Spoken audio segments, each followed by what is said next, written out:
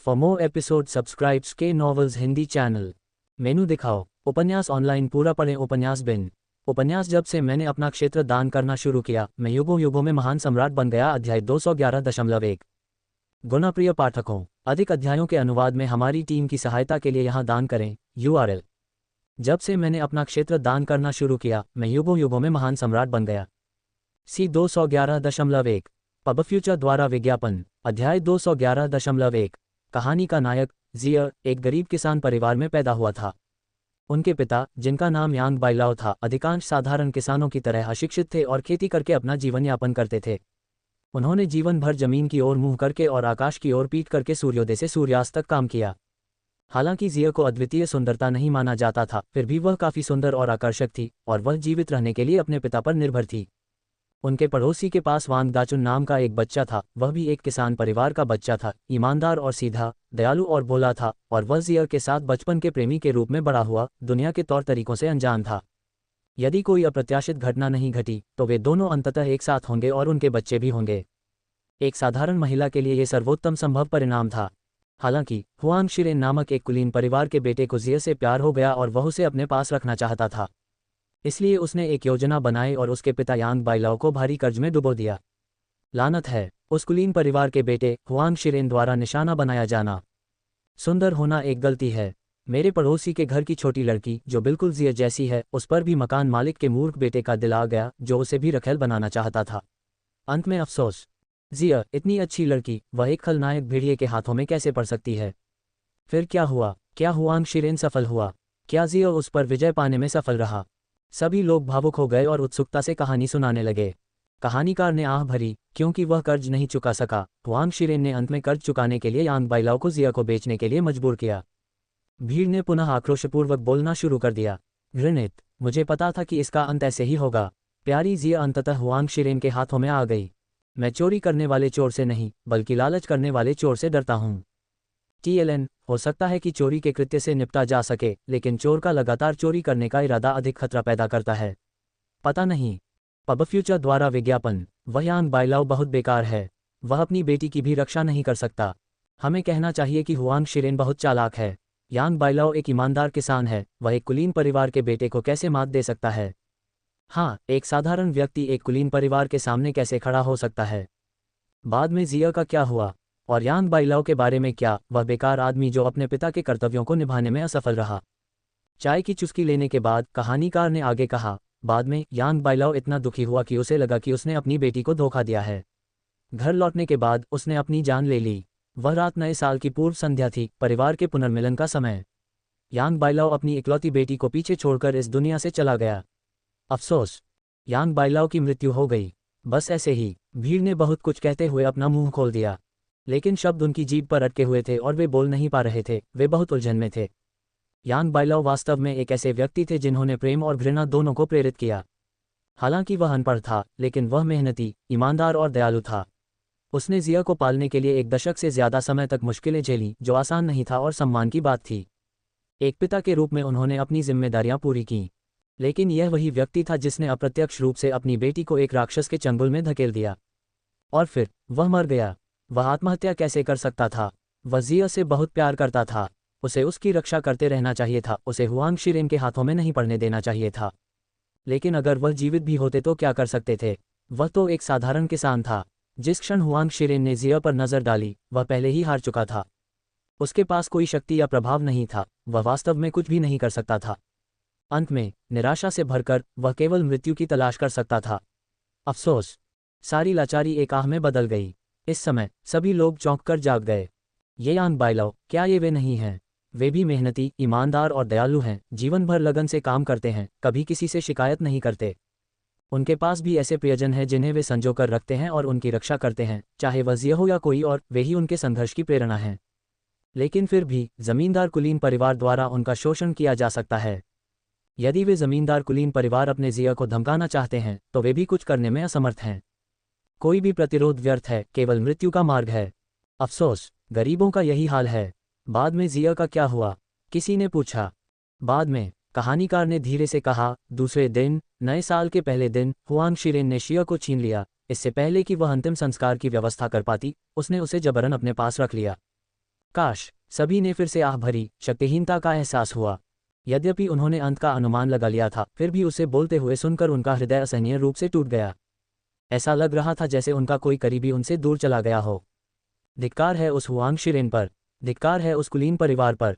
मैं तुम्हारे साथ एक ही आकाश साझा नहीं करना चाहता। हर कोई गुस्से में अपने दांत पीस रहा था और चाह रहा था कि वे हुआंग शिरेन की खाल नोच लें। कहानीकार ने आगे कहा, इसके बाद जिया हुआंग के घर में रहने लगी। हर दिन हुआंग शिरेन द्वारा उसे परेशान किया जाता था तथा अंतहीन यातनाएं सहनी पड़ती थीं। वांग दाचुन के प्रति शिया के स्नेह को खत्म करने के लिए हुआंग शिरेन ने अपनी शक्ति का इस्तेमाल करके वांग परिवार की जमीन छीन ली और उन्हें बाहर निकाल दिया, जिससे उन्हें शरणार्थी और कष्ट में जीवन जीने के लिए मजबूर होना पड़ा। सभी ने हृदय की पीड़ा और दुख के साथ सुना। कितना अच्छा जिया, कितना उत्तम मेल, और फिर भी उन्हें जिंदा ही फाड़ दिया गया। Ads by pub future. धिक्कार है उस हुआंग शिरेन पर, धिक्कार है उस कुलीन परिवार पर। कहानीकार आगे बोला, बार बार उल्लंघन के कारण जिया गर्भवती हो गई और उसका जीवन मूलतः बर्बाद हो गया। बाद में दयालु लोगों की मदद से वह अंततः बच निकली, लेकिन रास्ते में उसने जिस बच्चे को जन्म दिया उसकी युवावस्था में ही मृत्यु हो गई। वह घने पहाड़ों में भाग गई, जंगलों में रहने लगी और पोषण की कमी के कारण उसके काले और चमकदार बाल सफ़ेद हो गए, जिससे वह एक भूत की तरह दिखने लगी और सभी उससे डरते थे। मैं देख रहा हूँ, जिया सफ़ेद बालों वाली लड़की है। इतनी छोटी सी उम्र में भूत जैसा दिखने से उसकी जिंदगी पूरी तरह बर्बाद हो गई। कैसी दयनीय बच्ची है, कौन उसकी मदद करेगा? धिक्कार है उस हुआंग शिरेन पर, धिक्कार है उस कुलीन परिवार पर। हर कोई गुस्से में दांत पीस रहा था। उन्होंने स्वयं को जिया में देखा तथा ये भी कि उनका अपना जिया कैसा दिखेगा। वे चाहते थे कि वे हुआंग शिरेन को जीवित ही फाड़कर उसका मांस और खून खा सकें। इस समय कथावाचक ने अपना एरहू उठाया और धीरे धीरे बजाना शुरू कर दिया। एक उदासी और शोकपूर्ण धुन धीरे धीरे हवा में भरने लगी। इस कृति का नाम था चंद्रमा का दूसरे बसंत पर प्रतिबिंबित और इसे लिन बेइफान ने उपन्यास में शामिल किया था। जब सभी ने ये दुखद गीत सुना तो जियर के दयनीय और दलित जीवन की छवियां मन में उभर आईं और वे दुख की लहर महसूस करने से खुद को रोक नहीं सके। धिक्कार है उस हुआंग शिरेन पर, धिक्कार है उस कुलीन परिवार पर। ठीक इसी तरह सफ़ेद बालों वाली लड़की की कहानी समाज के निचले तबके के आम लोगों के बीच तेजी से लोकप्रिय हो गई। प्रत्येक पुनर्कथन के साथ अपने से ऊपर के कुलीन परिवारों के प्रति उनकी घृणा और अधिक प्रबल होती गई। हुआंग शिरेन के कुलीन परिवारों की विशाल संख्या के लिए उनकी नफरत तेज हो गई और कई अन्य कहानी पुस्तकों के जुड़ने से प्रभाव जबरदस्त हो गया। तारांकन तारांकन तारांकन फेयर्स द्वारा प्रायोजित अध्याय 159/265 हम वर्तमान में भर्ती कर रहे हैं। CNKR JP अनुवादकों मितलिस का स्वागत है। Discord server URL pub future द्वारा विज्ञापन संपर्क टॉस साइट मैप दान करें। मेनू दिखाओ। उपन्यास ऑनलाइन पूरा पढ़ें। उपन्यास बिन उपन्यास जब से मैंने अपना क्षेत्र दान करना शुरू किया, मैं युगों युगों में महान सम्राट बन गया। अध्याय 211.2 गुना प्रिय पाठकों, अधिक अध्यायों के अनुवाद में हमारी टीम की सहायता के लिए यहाँ दान करें। URL जब से मैंने अपना क्षेत्र दान करना शुरू किया, मैं युगों युगों में महान सम्राट बन गया। C 211.2 क्या आपने कभी यह सोचा है? और भी बहुत कुछ। क्या आपने कभी यह सोचा है? और भी बहुत कुछ। प्रायोजित अनुसंधाना बिजनापना 100 का दांव लगाएं और पूरे प्लेटफॉर्म पर 400 पाएं। 10% साप्ताहिक कैशबैक पाएं। 100 का दांव लगाएं और पूरे प्लेटफॉर्म पर 400 पाएं। 10% साप्ताहिक कैशबैक पाएं। प्रायोजित योलो 247.co पब फ्यूचर द्वारा विज्ञापन अध्याय 211.2 महान डी राजवंश में लिन परिवार के भीतर प्रबंधक घबराए हुए भाव के साथ दौड़कर आया। मालिक, मुसीबत है। अब क्या? लिन युवानडोंग बहुत गुस्से में था। राक्षस संप्रदाय के हाथों नुकसान उठाने के कारण इन दिनों उसका स्वभाव काफी खराब हो गया था। गुरुजी, हमारी बदनामी हुई है। प्रबंधक ने कई कहानियों की किताबें सौंपते हुए कहा, ये कहानियां बाजार में घूम रही हैं और इनमें लिखी सामग्री हमारे कुलीन परिवार को पूरी तरह से बदनाम कर रही है। इसका असर बहुत बुरा है। अगर हम इसे अभी नहीं रोकेंगे तो बहुत देर हो जाएगी। लिन युवानडोंग ने इसे खारिज करते हुए कहा, सिर्फ कुछ कहानी की किताबें, ये कितना बुरा हो सकता है। हालांकि उन्होंने इसे गंभीरता से नहीं लिया, फिर भी वह उन्हें देखने के लिए ले गए। जितना अधिक वह पढ़ता गया उतना ही उसका चेहरा काला होता गया और उतना ही अधिक वह क्रोध से कांपने लगा। क्या उनके कुलीन परिवार सचमुच इतने बुरे थे? हम में से अधिकांश लोग विद्वान थे जो शास्त्रीय साहित्य पढ़ते थे और विवेकशील लोग थे। अगर हम किसी को धमकाते भी हैं तो हम बिना किसी कारण के निम्न वर्ग को नहीं धमकाएंगे। ये हमारे मानकों से बहुत नीचे है। लेकिन इन कहानियों की किताबों ने उन्हें इतनी बुरी तरह से चित्रित किया कि वह शर्म से आत्महत्या करने के अलावा कुछ नहीं कर सके। लिन युवानडोंग ने अत्यधिक क्रोध में दहाड़ते हुए कहा, उनकी हिम्मत कैसे हुई? मैं 30 साल से अधिकारी हूं और मैंने कभी ऐसा बेशर्म व्यवहार नहीं देखा। ये उपन्यास कहाँ से आए? इन्हें तुरंत सील कर दो। सभी संबंधित व्यक्तियों को गिरफ्तार करो और उन्हें कालकोठरी में फेंक दो। प्रबंधक का चेहरा कड़वाहट से भर गया। मालिक, हम उन्हें सील नहीं कर सकते। क्यों नहीं? क्योंकि ये कहानी की किताबें हमारे सामने वाली दुकान में बेची जा रही हैं। क्या? लिन युवानडोंग चौंक गया। बेशक, वह सड़क के उस पार की दुकान की पृष्ठभूमि जानता था। यह एक शक्तिशाली ताकत थी जिसे वह भी ठेस नहीं पहुंचा सकता था। पब फ्यूचर द्वारा विज्ञापन। यदि उसने उन्हें क्रोधित कर दिया तो हो सकता है कि रात होते होते उसका सिर दूसरी जगह कर दिया जाए। लिन युवानडोंग को अंदर से बहुत दुख हुआ। तुम दानव संप्रदाय, तुम बहुत दूर चले गए हो। वे हमारा कारोबार चुराने से ही संतुष्ट नहीं हैं, वे हमारी प्रतिष्ठा को भी बदनाम करने की हिम्मत रखते हैं। ये बिल्कुल हास्यास्पद है। बदला लेने की इच्छा रखते हुए लेकिन कार्रवाई करने का साहस न होने के कारण लिन युवानडोंग ने सवाल उठाया, क्या ये कहानी पुस्तकें वास्तव में इतना बुरा प्रभाव डाल रही हैं? प्रबंधक ने दुख भरी मुस्कान के साथ उत्तर दिया, स्वामी, मैंने 20 से अधिक वर्षों तक आपकी सेवा की है। मैं आपको धोखा देने की हिम्मत कैसे कर सकता हूँ? यदि आपको मेरी बात पर विश्वास नहीं है तो आप स्वयं जाकर देख लीजिए। तब आपको पता चलेगा कि मेरी बातें सच हैं या झूठ। बेशक, लिन युवानडोंग ने अपने प्रबंधक पर भरोसा किया क्योंकि ऐसे मामले में झूठ बोलना उचित नहीं था। फिर भी उन्होंने स्वयं जाकर देखने का निर्णय लिया। जैसे ही वह बाहर निकला, आसमान से मिट्टी का एक ढेर गिरने लगा, लेकिन उसके गार्ड ने उसे रोक दिया। लिन युवानडोंग गुस्से में था, यह मुझ पर किसने फेंका? खुद को दिखाओ। किसी ने भी कोई प्रतिक्रिया नहीं दी और किसी ने भी इसे स्वीकार नहीं किया। उसने कुछ और कदम बढ़ाए और मिट्टी का एक और ढेर उसकी ओर फेंका गया। लिन युवानडोंग ने फिर चिल्लाया, ये कौन कर रहा है? फिर भी किसी ने भी स्वीकार नहीं किया और किसी को भी नहीं देखा गया। जैसे जैसे वह आगे बढ़ता गया, आसमान से और अधिक कीचड़ गिरने लगा, साथ ही बदबूदार पानी, कूड़ा कचरा आदि भी गिरने लगा। यहाँ तक कि मजबूत सुरक्षा के बावजूद भी हर चीज़ को रोका नहीं जा सकता। अंततः वह मुख्य सड़क तक भी नहीं पहुँच पाया था कि गंदगी से सना हुआ वापस लौट आया। कमीनों का झुंड, मैं बहुत गुस्से में हूँ। जब तक मैं तुम्हें पकड़ नहीं लेता तब तक रुको, तुम देखोगे कि तुम्हारे साथ क्या होने वाला है। लिन युवानडोंग ने स्नान किया, साफ कपड़े पहने और फिर कहानी की किताबें उठाकर उन्हें ध्यान से पढ़ने लगा। उन्होंने पाया कि प्रत्येक कहानी की किताब असाधारण रूप से अच्छी तरह से लिखी गई थी, जिसमें विशद चरित्र चित्रण और दिलचस्प मोड़ थे, वास्तव में उत्कृष्ट कृतियां जो क्लासिक बन गईं और पीढ़ियों तक मनाई गईं। भारत के सबसे बड़े एक्सचेंज पर सबसे बढ़िया ऑड्स और सबसे बड़ा बोनस। अभी बेट लगाएं।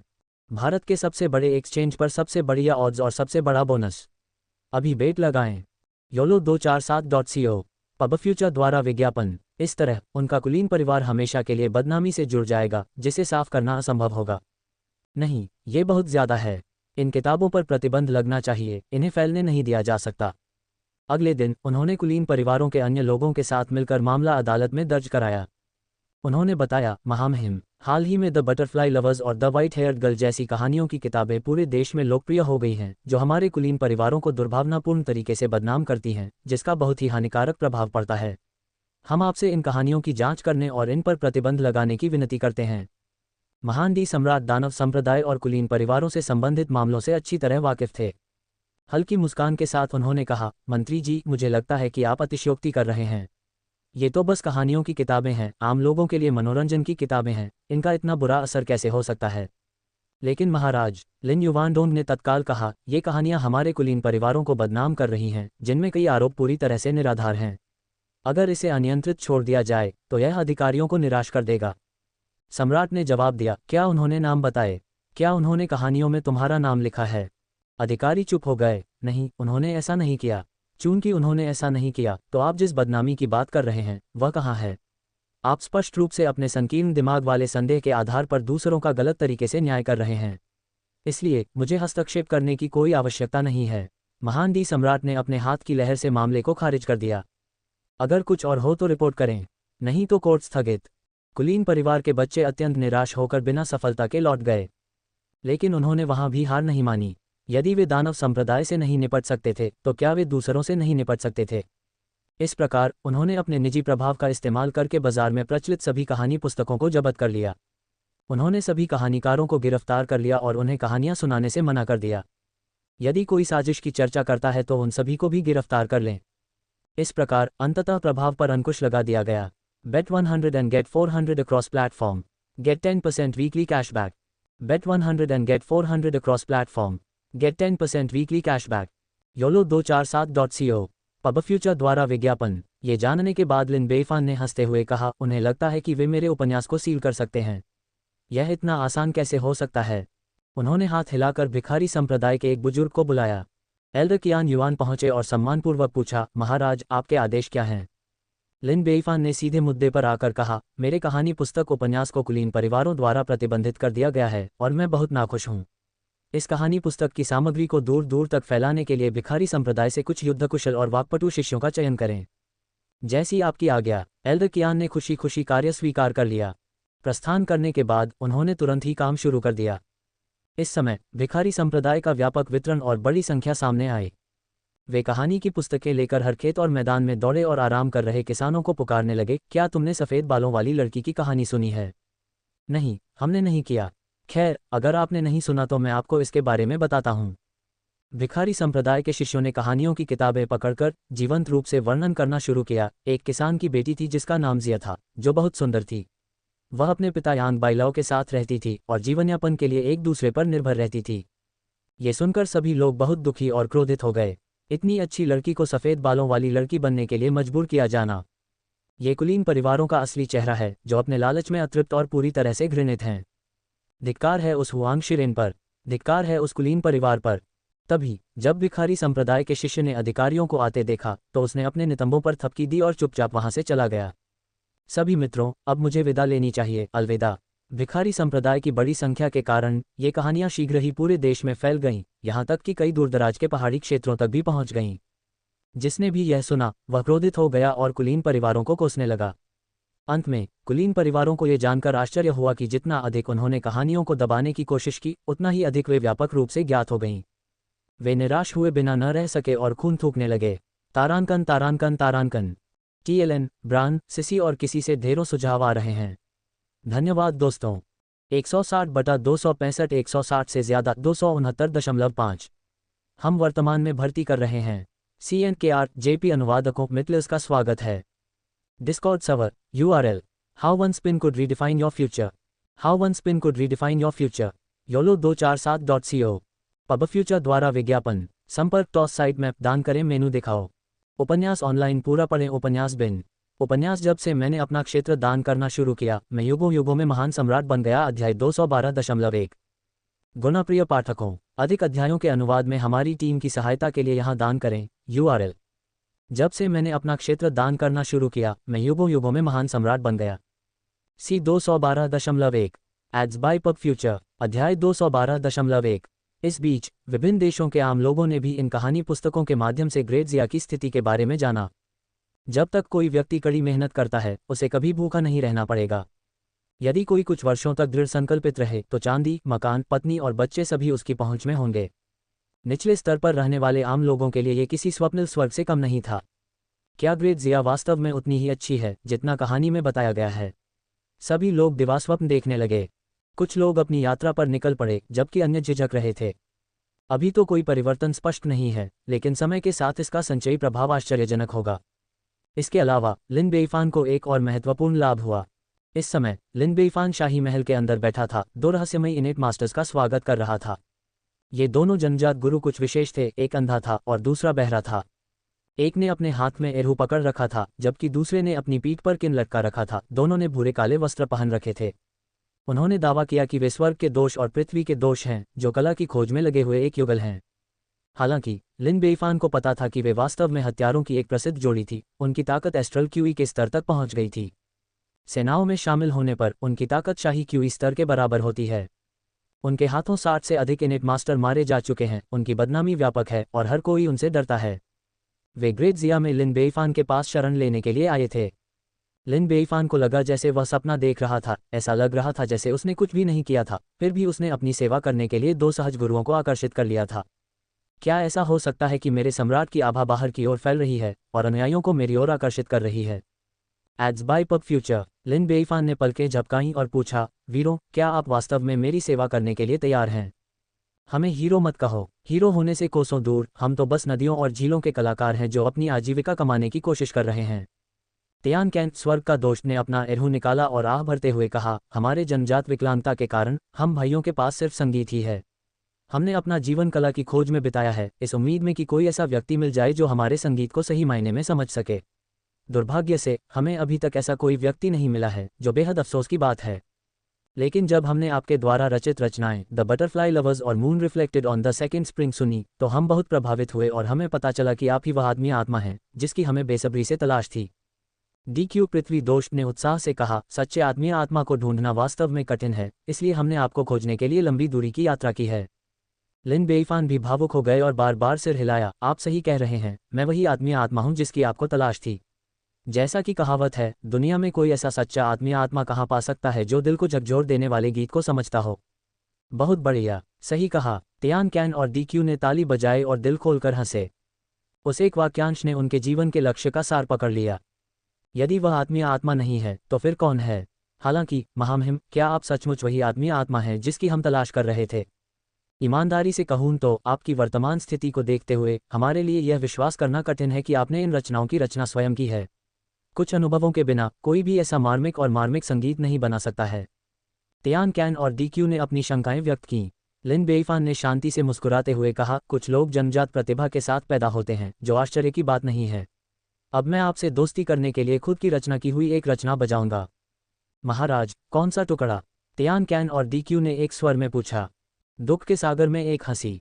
लिन बेईफान ने एक गुकिन मंगवाया और वीरतापूर्ण रचना दुख के सागर में हंसी बजाई। सुनने के बाद तियान कैन और DQ पूरी तरह से आश्वस्त हो गए और लिन बेईफान को अपना आत्मीय मित्र मान लिया तथा उसके साथ रहने और उसकी मदद करने का निर्णय लिया। नपुंसक लियू अचंभित रह गया, बस इतना ही? क्या ये बहुत जल्दबाजी नहीं है? लिन बेईफान ने हंसते हुए कहा, तुम बिना किसी बात के इतना हंगामा मचा रहे हो। कला में रुचि रखने वाले लोग थोड़े संकी होते हैं। Ads by pub future. इस समय तक मौसम धीरे धीरे ठंडा हो गया था, जो तेजी से आने वाली सर्दी का संकेत था। हालांकि अभी तक बर्फ नहीं गिरी थी, लेकिन तेज ठंडी हवा ने लोगों को कांपने पर मजबूर कर दिया। लिन बेईफान ने काले घूमते बादलों की ओर देखा और कहा, इस साल सर्दी सामान्य से पहले आ रही है। जबकि लिन बेईफान ठंड का सामना कर सकता था, आम लोग नहीं कर सकते थे। हर सर्दियों में कई लोग ठंड से मर जाते थे। यद्यपि लिन बेईफान ने पिछले 2 वर्षों में कपड़ा उत्पादन में वृद्धि की थी, जिससे कई लोगों को गर्म कपड़े पहनने की सुविधा मिली और बड़ी मात्रा में कोयले की आपूर्ति हुई, फिर भी कई कमजोर बुजुर्ग और बच्चे थे जो सर्दियों में जीवित नहीं रह सके। पहले ऐसा कुछ भी नहीं था जो किया जा सकता था, लेकिन अब एक रास्ता था, इसलिए लिन बेईफान मौसम में हस्तक्षेप करने की तैयारी कर रहा था। उसी समय इंपीरियल एस्ट्रोनॉमिकल ब्यूरो से युआन तियानगांग वहां पहुंचे। मंत्री जी, आप बिना किसी अच्छे कारण के मुझसे मिलने नहीं आएंगे?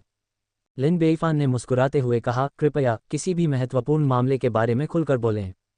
महामहिम को रिपोर्ट करते हुए युआन तियानगांग ने झुककर ऊंची आवाज में कहा, आपके विनम्र सेवक ने कल रात आकाशीय पैटर्न का अवलोकन किया और पाया कि इस साल सर्दी पिछले वर्षों की तुलना में पहले आ रही है और अधिक ठंडी होगी। कृपया महामहिम, कठोर सर्दियों के माध्यम से ग्रेट जिया का नेतृत्व करने के लिए जल्दी से तैयार हो जाए। लिन बेईफान ने थोड़ा सिर हिलाया। युआन तियानगांग में वास्तव में प्रतिभा थी।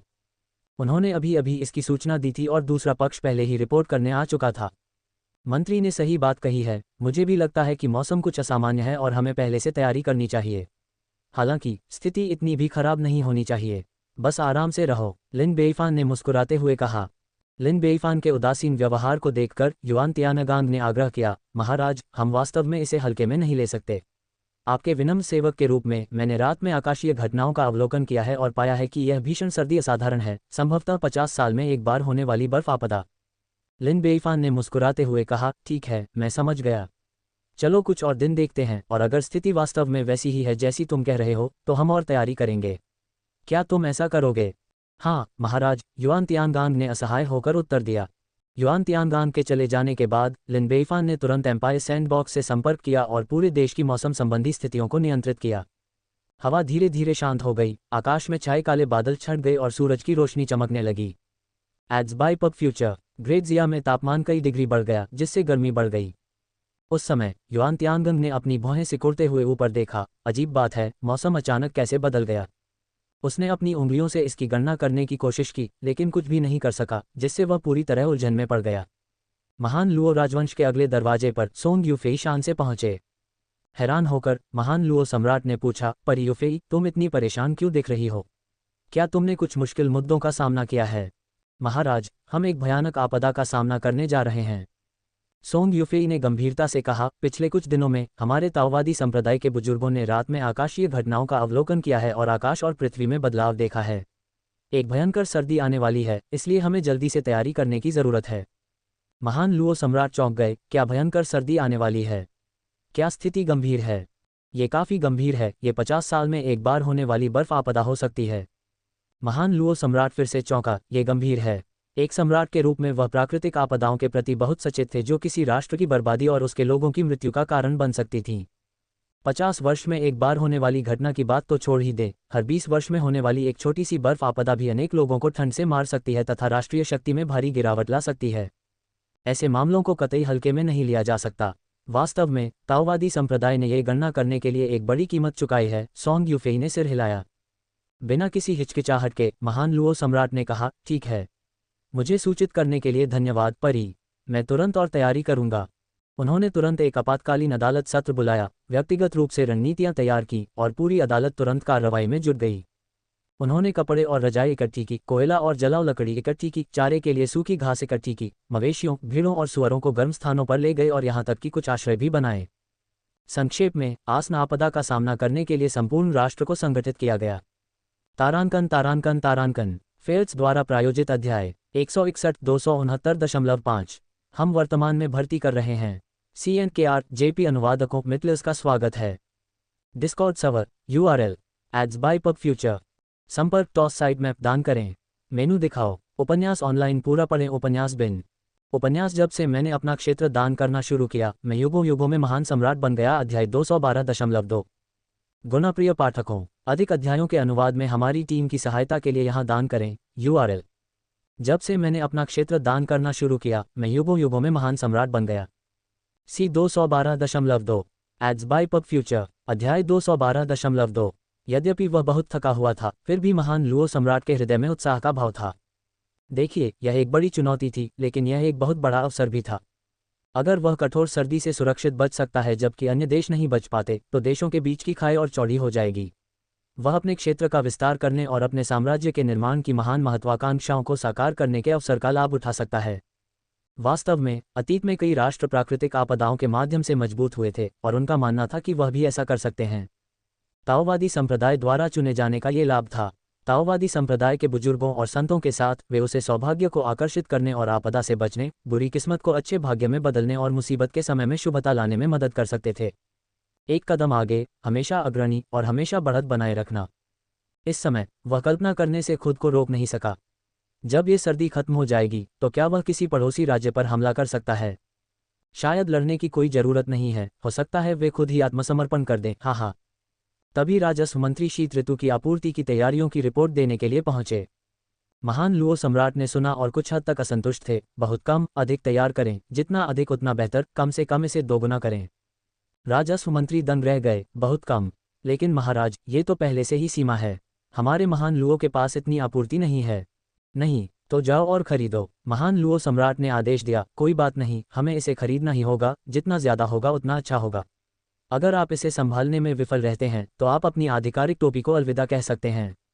हाँ हाँ हाँ महाराज। राजस्व मंत्री राजस्व मंत्रालय से घबराकर भाग गए। उनके जाने के बाद उन्होंने तुरंत ही विभिन्न कुलीन परिवारों से ठंड के मौसम की आपूर्ति जुटाने के लिए संसाधन जुटाए। यद्यपि कुलीन परिवारों के पास प्रचुर संसाधन थे, लेकिन वे पूरे विश्व में बिखरे हुए थे और उन्हें परिवहन में बहुत समय लगता था, और ग्रेट लुओ के पास इस समय सबसे अधिक कमी थी, वह थी समय की। Ads by pub future. इस प्रकार उनके पास पड़ोसी महान जिया राजवंश की ओर रुख करने के अलावा कोई विकल्प नहीं था।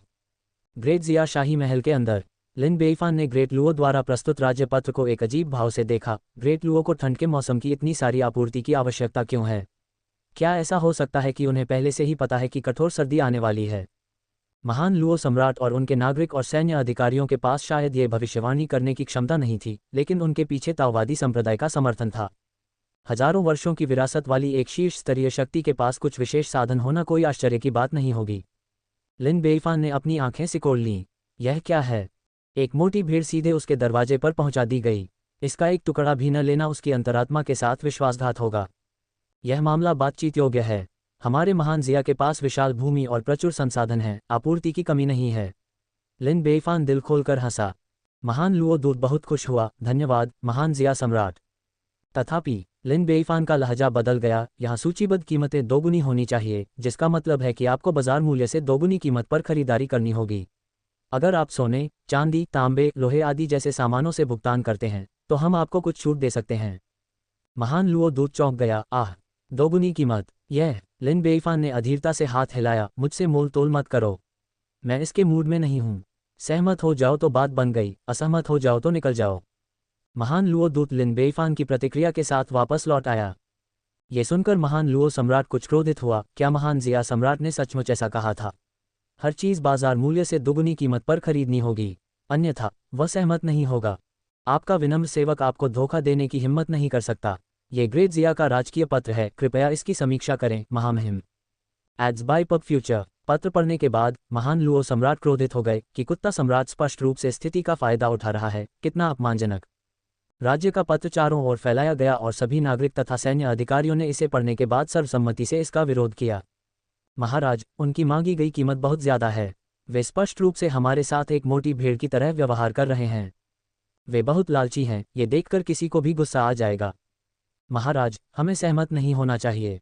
नहीं, हम सहमत हैं, महान लुओ सम्राट ने कहा। आहा, अधिकारी अचंभित रह गए। वे आपके साथ वध किए जाने वाली मोटी भेड़ की तरह व्यवहार कर रहे हैं और आप फिर भी सहमत हैं।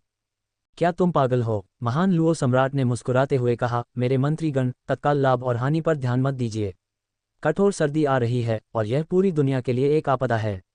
हमें इस प्राकृतिक आपदा से बचने के लिए हर संभव प्रयास करना चाहिए। आपूर्ति के बिना हमारे महान लुओं को राष्ट्रीय शक्ति का बहुत बड़ा नुकसान होगा, इसलिए कुछ पैसों के लिए परेशान होने का क्या मतलब है? इसकी तुलना में ठंड के मौसम की पर्याप्त आपूर्ति के बिना ग्रेट जिया को भारी नुकसान उठाना पड़ेगा और हम उन्हें पकड़ लेंगे और उनसे आगे निकल जाएंगे। पैसा फिर से कमाया जा सकता है, लेकिन अगर लोग चले गए तो देश खत्म हो जाएगा। उन्हें सोना, चांदी, तांबा और लोहा रखने दो। इसे बस कहीं और संग्रहित करने जैसा ही समझो। जब हमें इसकी ज़रूरत होगी तो हम इसे वापस ले लेंगे। महाराज बहुत बुद्धिमान हैं, अधिकारियों ने एक स्वर में कहा। महान लुओ सम्राट ने ठंडी हंसी में कहा, बस देखते रहो, उस कुत्ते सम्राट को जल्द ही पछतावा होगा। हा हा हा। महान लुओ सम्राट ने तुरंत राज्यपत्र का जवाब दिया और लिन बेईफान की सभी मांगों पर सहमति व्यक्त की, मानो उन्हें डर था कि वह अपना मन बदल लेंगे। इस प्रकार दोनों देशों के बीच बड़े पैमाने पर संसाधनों का आदान प्रदान शुरू हुआ। ग्रेट जिया ने सूती रजाई, कोयला और अन्य सामान जो ग्रेट लुओ के लिए आवश्यक थे, ग्रेट लुओ तक पहुंचाया। बदले में ग्रेट लुओ ने सोना, चांदी, तांबा, लोहा और अन्य सामग्री भेज दी जिनकी ग्रेट जिया को जरूरत थी। दोनों के बीच सहयोग बहुत सुखद था। ग्रेट जिया को उसकी सहायता के लिए धन्यवाद देने के लिए ग्रेट लुओ के सम्राट ने विशेष रूप से लिन बेईफान के लिए एक भव्य उपहार तैयार किया।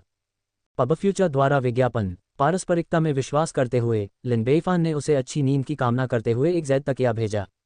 इस समय दो देशों, जिया और लुओ के अजीब व्यवहार ने कई पर्यवेक्षक लोगों का ध्यान आकर्षित किया। ग्रेट लुओ क्या कर रहा है? अभी सर्दी का मौसम है और उन्हें ठंड के मौसम की बहुत सारी आपूर्ति की आवश्यकता है। वास्तव में वे कोई भी कीमत चुकाने को तैयार हैं, भले ही इसका मतलब ग्रेट जिया द्वारा वध होना ही क्यों न हो। केवल एक मूर्ख ही ऐसा काम करेगा। लेकिन महान लुओ के सम्राट मूर्ख नहीं थे, अन्यथा वह राजवंश कैसे स्थापित कर सकते थे? मत भूलिए, उसे ताओवादी संप्रदाय का समर्थन प्राप्त है। मूर्ख? क्या ताओवादी संप्रदाय मूर्ख का समर्थन करेगा? हर कोई इतना मूर्ख नहीं था और जल्दी ही इन कार्यों के पीछे का कारण समझ गया। ग्रेट लुओ का सम्राट निश्चित रूप से मूर्ख नहीं था, अन्यथा ताओवादी संप्रदाय ने उसे क्यों चुना होता? ग्रेट लुओस द्वारा ठंड के मौसम की आपूर्ति की बड़े पैमाने पर खरीद निस्संदेह गर्म रहने के लिए थी। यदि वे कोई भी कीमत चुकाने को तैयार थे तो इसका मतलब था कि यह सर्दी असाधारण रूप से ठंडी हो सकती है, या शायद इससे भी अधिक। इसलिए उन्हें भी अच्छी तरह तैयार रहने की जरूरत थी। परिणामस्वरूप विभिन्न देशों और कुलीन परिवारों ने ठंड की तैयारी के लिए ठंडे मौसम की आपूर्ति का भंडारण करना शुरू कर दिया। इससे बाजार में ठंड के मौसम में उपयोग होने वाली वस्तुओं की कीमतों में भारी वृद्धि हो गई, जिससे बाजार में इनकी उपलब्धता बेहद कम हो गई। ग्रेट लुओ के सम्राट ने यह सब होते हुए देखा और मन ही मन मुस्कुराए। क्या अब तैयारी करनी है? बहुत देर हो चुकी है। इस प्राकृतिक आपदा के बाद विश्व व्यवस्था अनिवार्य रूप से बदल जाएगी। ग्रेट लुओ के लिए उड़ान भरने का समय आ गया है। वह महल से बाहर निकला और अपने हाथों को पीठ के पीछे रखकर 45 डिग्री पर आसमान की ओर देखने लगा। आकाश में अंधेरा छा रहा है, हवा चलने का समय हो गया है। जैसे ही उसके शब्द निकले, तेज हवा चलने लगी। पंख जैसे बर्फ के टुकड़े नीचे की ओर बहते हुए आ रहे थे। तारांकन तारांकन तारांकन। फेल्ट्स द्वारा प्रायोजित अध्याय 162-269.5। हम वर्तमान में भर्ती कर रहे हैं। CNKR JP अनुवादकों मिटलर्स का स्वागत है। Discord server URL ads by pub future. संपर्क टॉस साइट मैप दान करें मेनू दिखाओ। उपन्यास ऑनलाइन पूरा पढ़ें। उपन्यास बिन। उपन्यास जब से मैंने अपना क्षेत्र दान करना शुरू किया, मैं युगों युगों में महान सम्राट बन गया। अध्याय 213.1। गुणप्रिय पाठकों, अधिक अध्यायों के अनुवाद में हमारी टीम की सहायता के लिए यहाँ दान करें। URL जब से मैंने अपना क्षेत्र दान करना शुरू किया, मैं युगों युगों में महान सम्राट बन गया। सी 213.1 एड्स बाय पब फ्यूचर। अध्याय 213.1। इस समय लिन बेईफान भी ग्रेट जिया के शाही महल के अंदर खिड़की से बाहर देख रहा था। बर्फ का कहर शुरू होने वाला है। वह तुरंत अपने भीतर के एम्पायर सैंडबॉक्स से जुड़ गया और ध्यानपूर्वक निरीक्षण करने लगा। उसकी निगाह के सामने बर्फ ले जाने वाली ठंडी हवा का एक शक्तिशाली झोंका उत्तर से दक्षिण की ओर बढ़ रहा था, जो फीनिक्स पर्वत श्रृंखला के पास पहुंच रहा था और ग्रेट जिया साम्राज्य के क्षेत्र में बहने वाला था। यदि यह ठंडी हवा देश में प्रवेश कर जाती तो पूरे ग्रेट जिया में तापमान में अचानक 20 डिग्री से अधिक की गिरावट आ जाती, जिसके परिणामस्वरूप भारी क्षति और हानि होती। इस प्रकार लिन बेईफान ने तुरंत कार्रवाई की और फीनिक्स पर्वत श्रृंखला के सामने के भाग को अवरुद्ध करने के लिए मौसम के हाथ का उपयोग किया। ठंडी हवा जोर से चली, लेकिन अंदर नहीं घुस सकी। लगातार हवा को रोकना कोई समाधान नहीं है। शायद मुझे ग्रेट लुओ से मदद मांगनी चाहिए। ग्रेट लुओ सम्राट के श्रमसाध्य प्रयासों को बर्बाद नहीं होने देना चाहिए। एक शरारती मुस्कान के साथ लिन बेईफान का मौसम का हाथ, जो सामने से अवरुद्ध था, थोड़ा सा स्थानांतरित हो गया। फिर ठंडी हवा ने इस परिवर्तित दिशा में रुख मोड़ लिया और पश्चिम की ओर महान लुओ राजवंश की ओर बढ़ गई। परिणामस्वरूप ग्रेट लुओ की ओर बहने वाली ठंडी हवाएं और भी प्रचंड हो गईं। ग्रेट लुओ के शाही महल के अंदर महान लुओ सम्राट बेकाबू होकर कांप उठे। ये वास्तव में 50 साल में एक बार होने वाली बर्फबारी है। यह अभी शुरू ही हुई है और अभी से हड्डियां कंपा देने वाली ठंड है। सौभाग्य से मैंने तैयारी कर ली है। वह महल में वापस आया, एक मोटा फर कोट पहना और कोयले की आग जलाई। फिर उन्होंने अपने महत्वपूर्ण अधिकारियों को बुलाकर देश को गर्म रखने का काम शुरू किया। प्रत्येक आदेश उनके मुख से व्यवस्थित रूप से जारी किया जाता था, जिसमें अधिकारियों को उनके आदेशों का शीघ्रता से पालन करने का निर्देश दिया जाता था। सारी व्यवस्था हो जाने के बाद ही उन्होंने राहत की सांस ली। हालांकि हम अभी भी बर्फ की आपदा का पूरी तरह से विरोध नहीं कर सकते, कम से कम हम नुकसान को कम कर सकते हैं। मैंने अपना सर्वश्रेष्ठ प्रयास किया है। इस विश्वव्यापी बर्फ आपदा में जो सबसे कम पीड़ित होगा और सबसे लंबे समय तक टिकेगा, वही अंतिम विजेता होगा। Ads by pub future. फिर महान लुओ सम्राट ने मुस्कुराते हुए कहा, मैं इतनी अच्छी तरह से तैयार हूं, फिर भी यह अभी भी मुश्किल है। अन्य देशों को इससे भी अधिक कठिन समय का सामना करना पड़ रहा होगा, है न? हाँ, ऐसा ही होना चाहिए। अगर यह उनके लिए कठिन नहीं है तो क्या मेरे सारे प्रयास व्यर्थ नहीं होंगे? अपने हाथों को पीठ के पीछे रखकर खड़े होकर महान लुओ सम्राट ने गर्व से घोषणा की, इस बर्फ आपदा के बाद सत्ता के फेरबदल का समय आ गया है। हमारा महान लुओ निश्चित रूप से उठेगा और दुनिया को विस्मित करेगा। हाँ चू। तेज हवाएं चली और भारी बर्फबारी हुई।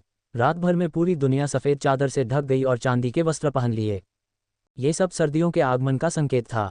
जो आम लोग अभी भी सड़कों पर थे, वे सभी ठंडी हवा के कारण घर लौट गए। अरे, बहुत ठंड है।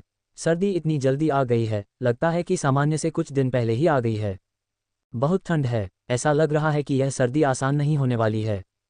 और बर्फ बहुत भारी मात्रा में गिर रही है। अब बाहर मत खड़े रहो, जल्दी से घर जाओ और बर्फ से बचो, नहीं तो तुम ठंड से मर जाओगे। रुको, मैं पहले कुछ कोयला लेकर आता हूँ। और मुर्गियों और बत्तखों को वापस अंदर ले आओ, उन्हें ठंड से मरने मत दो। हर कोई जल्दी जल्दी में सर्दियों की तैयारियां कर रहा था। दूसरे दिन जब आम लोगों ने अपने दरवाजे खोले तो पाया कि बाहर बर्फ और बर्फ जमी हुई है। जमीन पर बर्फ लगभग 2 इंच मोटी थी, जिससे उस पर चलना बहुत मुश्किल हो गया था। छतें भी बर्फ से ढकी हुई चांदी की तरह चमक रही थीं। बाहर तेज ठंडी हवा और भारी बर्फबारी के कारण हर कोई अपने घरों से बाहर नहीं निकलना चाहता था, बल्कि अंदर ही रहकर गर्म रहना चाहता था। शुरू में तो सभी को लगा कि बर्फबारी जल्दी ही खत्म हो जाएगी, लेकिन दूसरे और तीसरे दिन भी बर्फबारी बिना रुके जारी रही और तेज हवाएं चलती रहीं, लेकिन उनमें कोई कमी नहीं आई। जमीन पर बर्फ और अधिक मोटी होती गई। अब यह एक झांग से भी अधिक ऊंची, लगभग घुटनों के स्तर तक पहुंच गई। ऐसे बर्फीले मौसम में बाहर जाने के बारे में सोचना भी असंभव था, काम करना तो दूर की बात थी। इसलिए सभी लोग अंदर ही बैठे रहे। बर्फ बहुत तेजी से गिर रही है, 3 दिन हो गए हैं। यह मुख्य समस्या नहीं है। मुख्य समस्या यह है कि बाहर हवा और ठंड है। घर में कंबल ओढ़ने के बाद भी आपको ठंड लगती है। हाँ, मैं अभी ठंड से मर रहा हूँ। मैं आशा करता हूँ कि बर्फबारी शीघ्र रुक जाएगी और सूरज जल्दी निकल आएगा। चौथे और 5वें दिन तक तेज हवाएं चल रही थीं, भारी बर्फबारी हो रही थी और मौसम और भी ठंडा हो गया था। इस समय आम लोगों में घबराहट होने लगी थी। 5 दिन हो गए हैं, ये क्यों नहीं रुका? ये दिन प्रतिदिन ठंडा होता जा रहा है, ये जानलेवा है। हम इन दिनों बहुत अधिक कोयला जला रहे हैं और वह खत्म होने लगा है। तो फिर हमें इसका संयम से प्रयोग करना होगा और अधिक कपड़े पहनने होंगे। छठे और 7वें दिन तक बाहर अभी भी तेज ठंडी हवाएं चल रही थीं और भारी बर्फबारी हो रही थी। जमीन जमी हुई थी और मौसम बहुत ठंडा था। आम लोग गंभीर रूप से घबरा रहे थे। 7 दिन हो चुके हैं और यह अभी भी नहीं रुका है। ये बर्फानी तूफान बहुत अजीब है। 5 परतों के कपड़े पहनने के बाद भी ये पर्याप्त गर्म नहीं है। कोयला भी खत्म हो रहा है। चलो पड़ोसियों से कुछ उधार मांगते हैं, देखते हैं क्या उनके पास है। यदि यह खराब मौसम जल्दी ही ठीक नहीं हुआ तो ये हमारी मौत का कारण बन जाएगा। इस समय तक इस भीषण ठंड के कारण कुछ लोगों की मौत हो चुकी थी। सबसे पहले मरने वाले वे भिखारी थे जो बाहर भीख मांगते थे। वे आमतौर पर जीर्ण शीर्ण मंदिरों या घरों में रहते थे जो हवा और बारिश से बमुश्किल ही सुरक्षित होते थे। ठंड की तो बात ही छोड़िए। Ads by pub future. जहां तक जलते हुए कोयले का सवाल है, यह उनके लिए हमेशा से एक विलासिता थी, कुछ ऐसा जिसकी वे कल्पना भी नहीं कर सकते थे। वे बहुत कम कपड़े पहनते थे, इसलिए वे गर्मी के लिए केवल एक साथ ही इकट्ठे हो सकते थे। हालांकि गर्मी के लिए एक साथ इकट्ठा होने के लिए भी ऊर्जा की आवश्यकता होती है, और ऊर्जा भोजन से आती है। अब जब बाहर की दुनिया बर्फ और बर्फ से ढकी हुई थी और कड़ाके की ठंड थी, तो कोई भी बाहर नहीं जा सकता था। वे भोजन के लिए भीख कैसे मांग सकते थे? इसलिए कई भिखारी चुपचाप मर गए। अगले नंबर पर बुजुर्ग थे। वृद्धावस्था में विभिन्न बीमारियों से पीड़ित, कमजोर और लाचार बुजुर्ग लोग बर्फीले मौसम के कारण जीवित नहीं रह सके और उनकी मृत्यु हो गई। किसी भी देश में सर्दियों में यह एक सामान्य घटना थी, लेकिन इस वर्ष मरने वालों की संख्या काफ़ी अधिक थी। कमजोर बच्चे भी जीवित नहीं रह सके। इस प्रकार कई परिवार तबाह हो गए। हालांकि ये सबसे बुरी बात नहीं थी। जीवित रहने के लिए कई लोग जो मरना नहीं चाहते थे, उनके पास आम लोगों के घरों में घुसकर उनकी ठंड के मौसम की आपूर्ति लूटने के अलावा कोई विकल्प नहीं था। यह मेरे परिवार की रजाई और कोयला है, हमें मत लूटो। ठग ने जोर से पैर पटकते हुए कहा, मैं ठंड से मरने वाला हूँ, मैं क्या कर सकता हूँ? बेहतर होगा कि ठंड के मौसम की बाकी आपूर्ति और भोजन मुझे सौंप दो, नहीं तो मैं तुम्हें मार डालूंगा। नहीं, हम तुम्हें यह नहीं दे सकते। अगर हम तुम्हें ये देंगे तो हम ठंड से मर जाएंगे। ठग ने फिर से पैर पटकते हुए कहा, मुझे परवाह नहीं कि तुम मर जाओ या नहीं, इसे अभी सौंप दो, नहीं तो मैं तुम्हें कुचलकर मार डालूंगा। ऐसी घटनाएं बड़े शहरों में हुईं।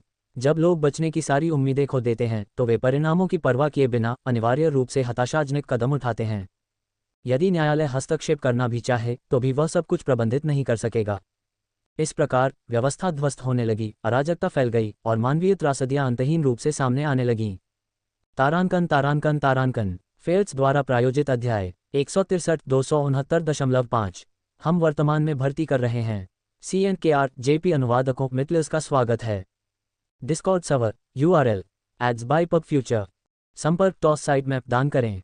मेनू दिखाओ। उपन्यास ऑनलाइन पूरा पढ़ें। उपन्यास बिन। उपन्यास जब से मैंने अपना क्षेत्र दान करना शुरू किया, मैं युगों युगों में महान सम्राट बन गया। अध्याय 213.2। गुणप्रिय पाठकों, अधिक अध्यायों के अनुवाद में हमारी टीम की सहायता के लिए यहाँ दान करें। URL। जब से मैंने अपना क्षेत्र दान करना शुरू किया, मैं युगों युगों में महान सम्राट बन गया।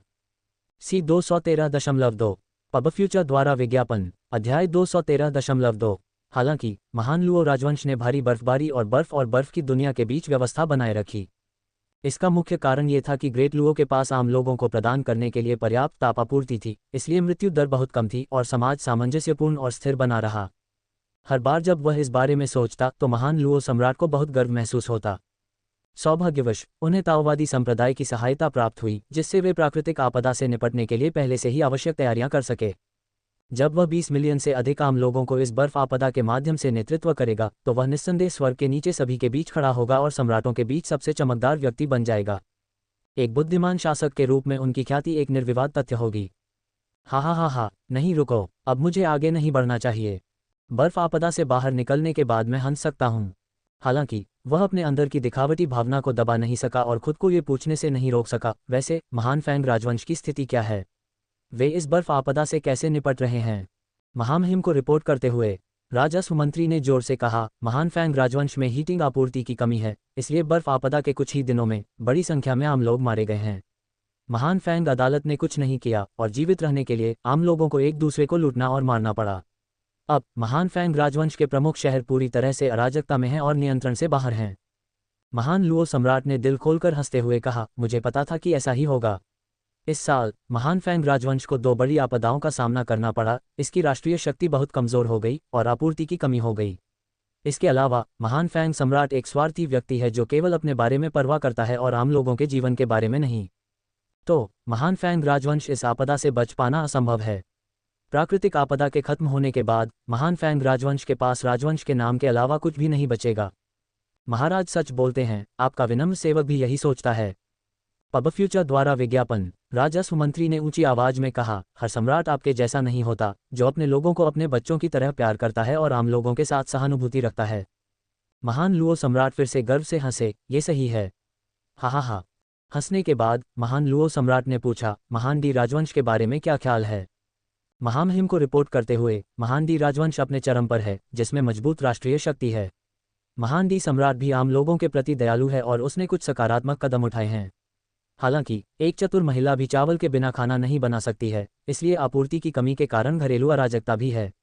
कई लोग ठंड से मर गए हैं। महान लुओ सम्राट ने टिप्पणी की, वह महान डी सम्राट प्रतिभाशाली है और एक रणनीतिक व्यक्ति है। वह मेरा एक योग्य प्रतिद्वंद्वी है। यह अफसोस की बात है कि वह दूरदर्शी है, जो उसके पास है उसकी रक्षा करने में सक्षम है, लेकिन महत्वाकांक्षा की कमी है। इस आपदा के बाद वह निश्चित रूप से पीछे रह जाएगा और अब मेरे लिए कोई मुकाबला नहीं होगा। महाराज के शब्द बहुत सटीक हैं। वह महाराज के सामने कहीं नहीं टिकता, वह तो आपके जूते उठाने के भी लायक नहीं है। सिविल और सैन्य अधिकारी एक बार फिर खुश हुए। महान लुओ सम्राट फिर से दिल खोलकर हंसे, ठीक कहा। फिर महान लुओ सम्राट ने पड़ोसी राज्यों की स्थिति के बारे में पूछताछ की। ये देखकर कि उनकी स्थिति बहुत निराशाजनक थी और कोई भी ग्रेट लुओ की तुलना नहीं कर सकता था, वह खुद को प्रसन्न महसूस करने से नहीं रोक सका। खुशी का मतलब है तुलना। यद्यपि हर कोई गंभीर स्थिति में है, लेकिन जब तक वे मुझसे बदतर स्थिति में हैं, तब तक मुझे बहुत खुशी महसूस होती है। अंत में केवल महान जिया राजवंश ही बचा रह गया। वास्तव में उन्होंने जानबूझकर इसे अंत में रखा था। इसकी सुंदरता और स्वाद का आनंद लेने के लिए भोजन का सबसे अच्छा हिस्सा हमेशा अंत में बचाया जाता है। अब उसका स्वाद चखने का समय आ गया था। महान लुओ सम्राट ने उत्सुकता से पूछा, महान जिया राजवंश, वे कैसे हैं? आधे महीने पहले हमने महान जिया से ठंड के मौसम की कई आपूर्ति ली थी, इसलिए उनके पास आपूर्ति कम होनी चाहिए, है ना? वह महान जिया सम्राट पछतावे से भरा हुआ होगा, है ना? मैं पहले से ही उसके चेहरे पर गहरे पछतावे की झलक देख सकता हूँ। हा हा हा। अधिकारी एक दूसरे की ओर देखने लगे। वे स्पष्ट रूप से परेशान थे और यह नहीं समझ पा रहे थे कि कैसे बोलें। वे केवल अपना सिर नीचे झुका सकते थे, जैसे कि उन्होंने उसे सुना ही न हो। पब फ्यूचर द्वारा विज्ञापन। हंसते हुए महान लुओ सम्राट ने अधीरता से कहा, मंत्रियों, जल्दी से मुझे महान जिया की स्थिति के बारे में बताओ। मुझे बताओ कि वे अब कितने दुखी हैं। अधिकारीगण एक दूसरे की ओर देखने लगे और चुप हो गए। महान लुओ सम्राट ने भौहें सिकोड़ते हुए कहा, क्या बात है? क्या तुम मेरी बातें नहीं सुन रहे हो? यह कोई शर्मनाक बात नहीं है, तो तुम सब चुप क्यों हो? क्या तुम मुझे गंभीरता से नहीं लेते? नागरिक और सैन्य अधिकारियों ने एक बार फिर एक दूसरे की ओर देखा, फिर प्रधानमंत्री को आगे धकेल दिया। प्रधानमंत्री ने सम्राट का कुछ क्रोधित चेहरा देखकर मन ही मन शिकायत की। प्रणाम करने के बाद उसने कहा, महाराज, कृपया बोलने से पहले अपने विनम्र सेवक के अपराध को क्षमा कर दीजिए। महान लुओ सम्राट ने मेज पर थपथपाया, क्या ये वास्तव में आवश्यक है? ये बिल्कुल आवश्यक है। ठंड के मौसम के बावजूद प्रधानमंत्री को पसीना आ गया।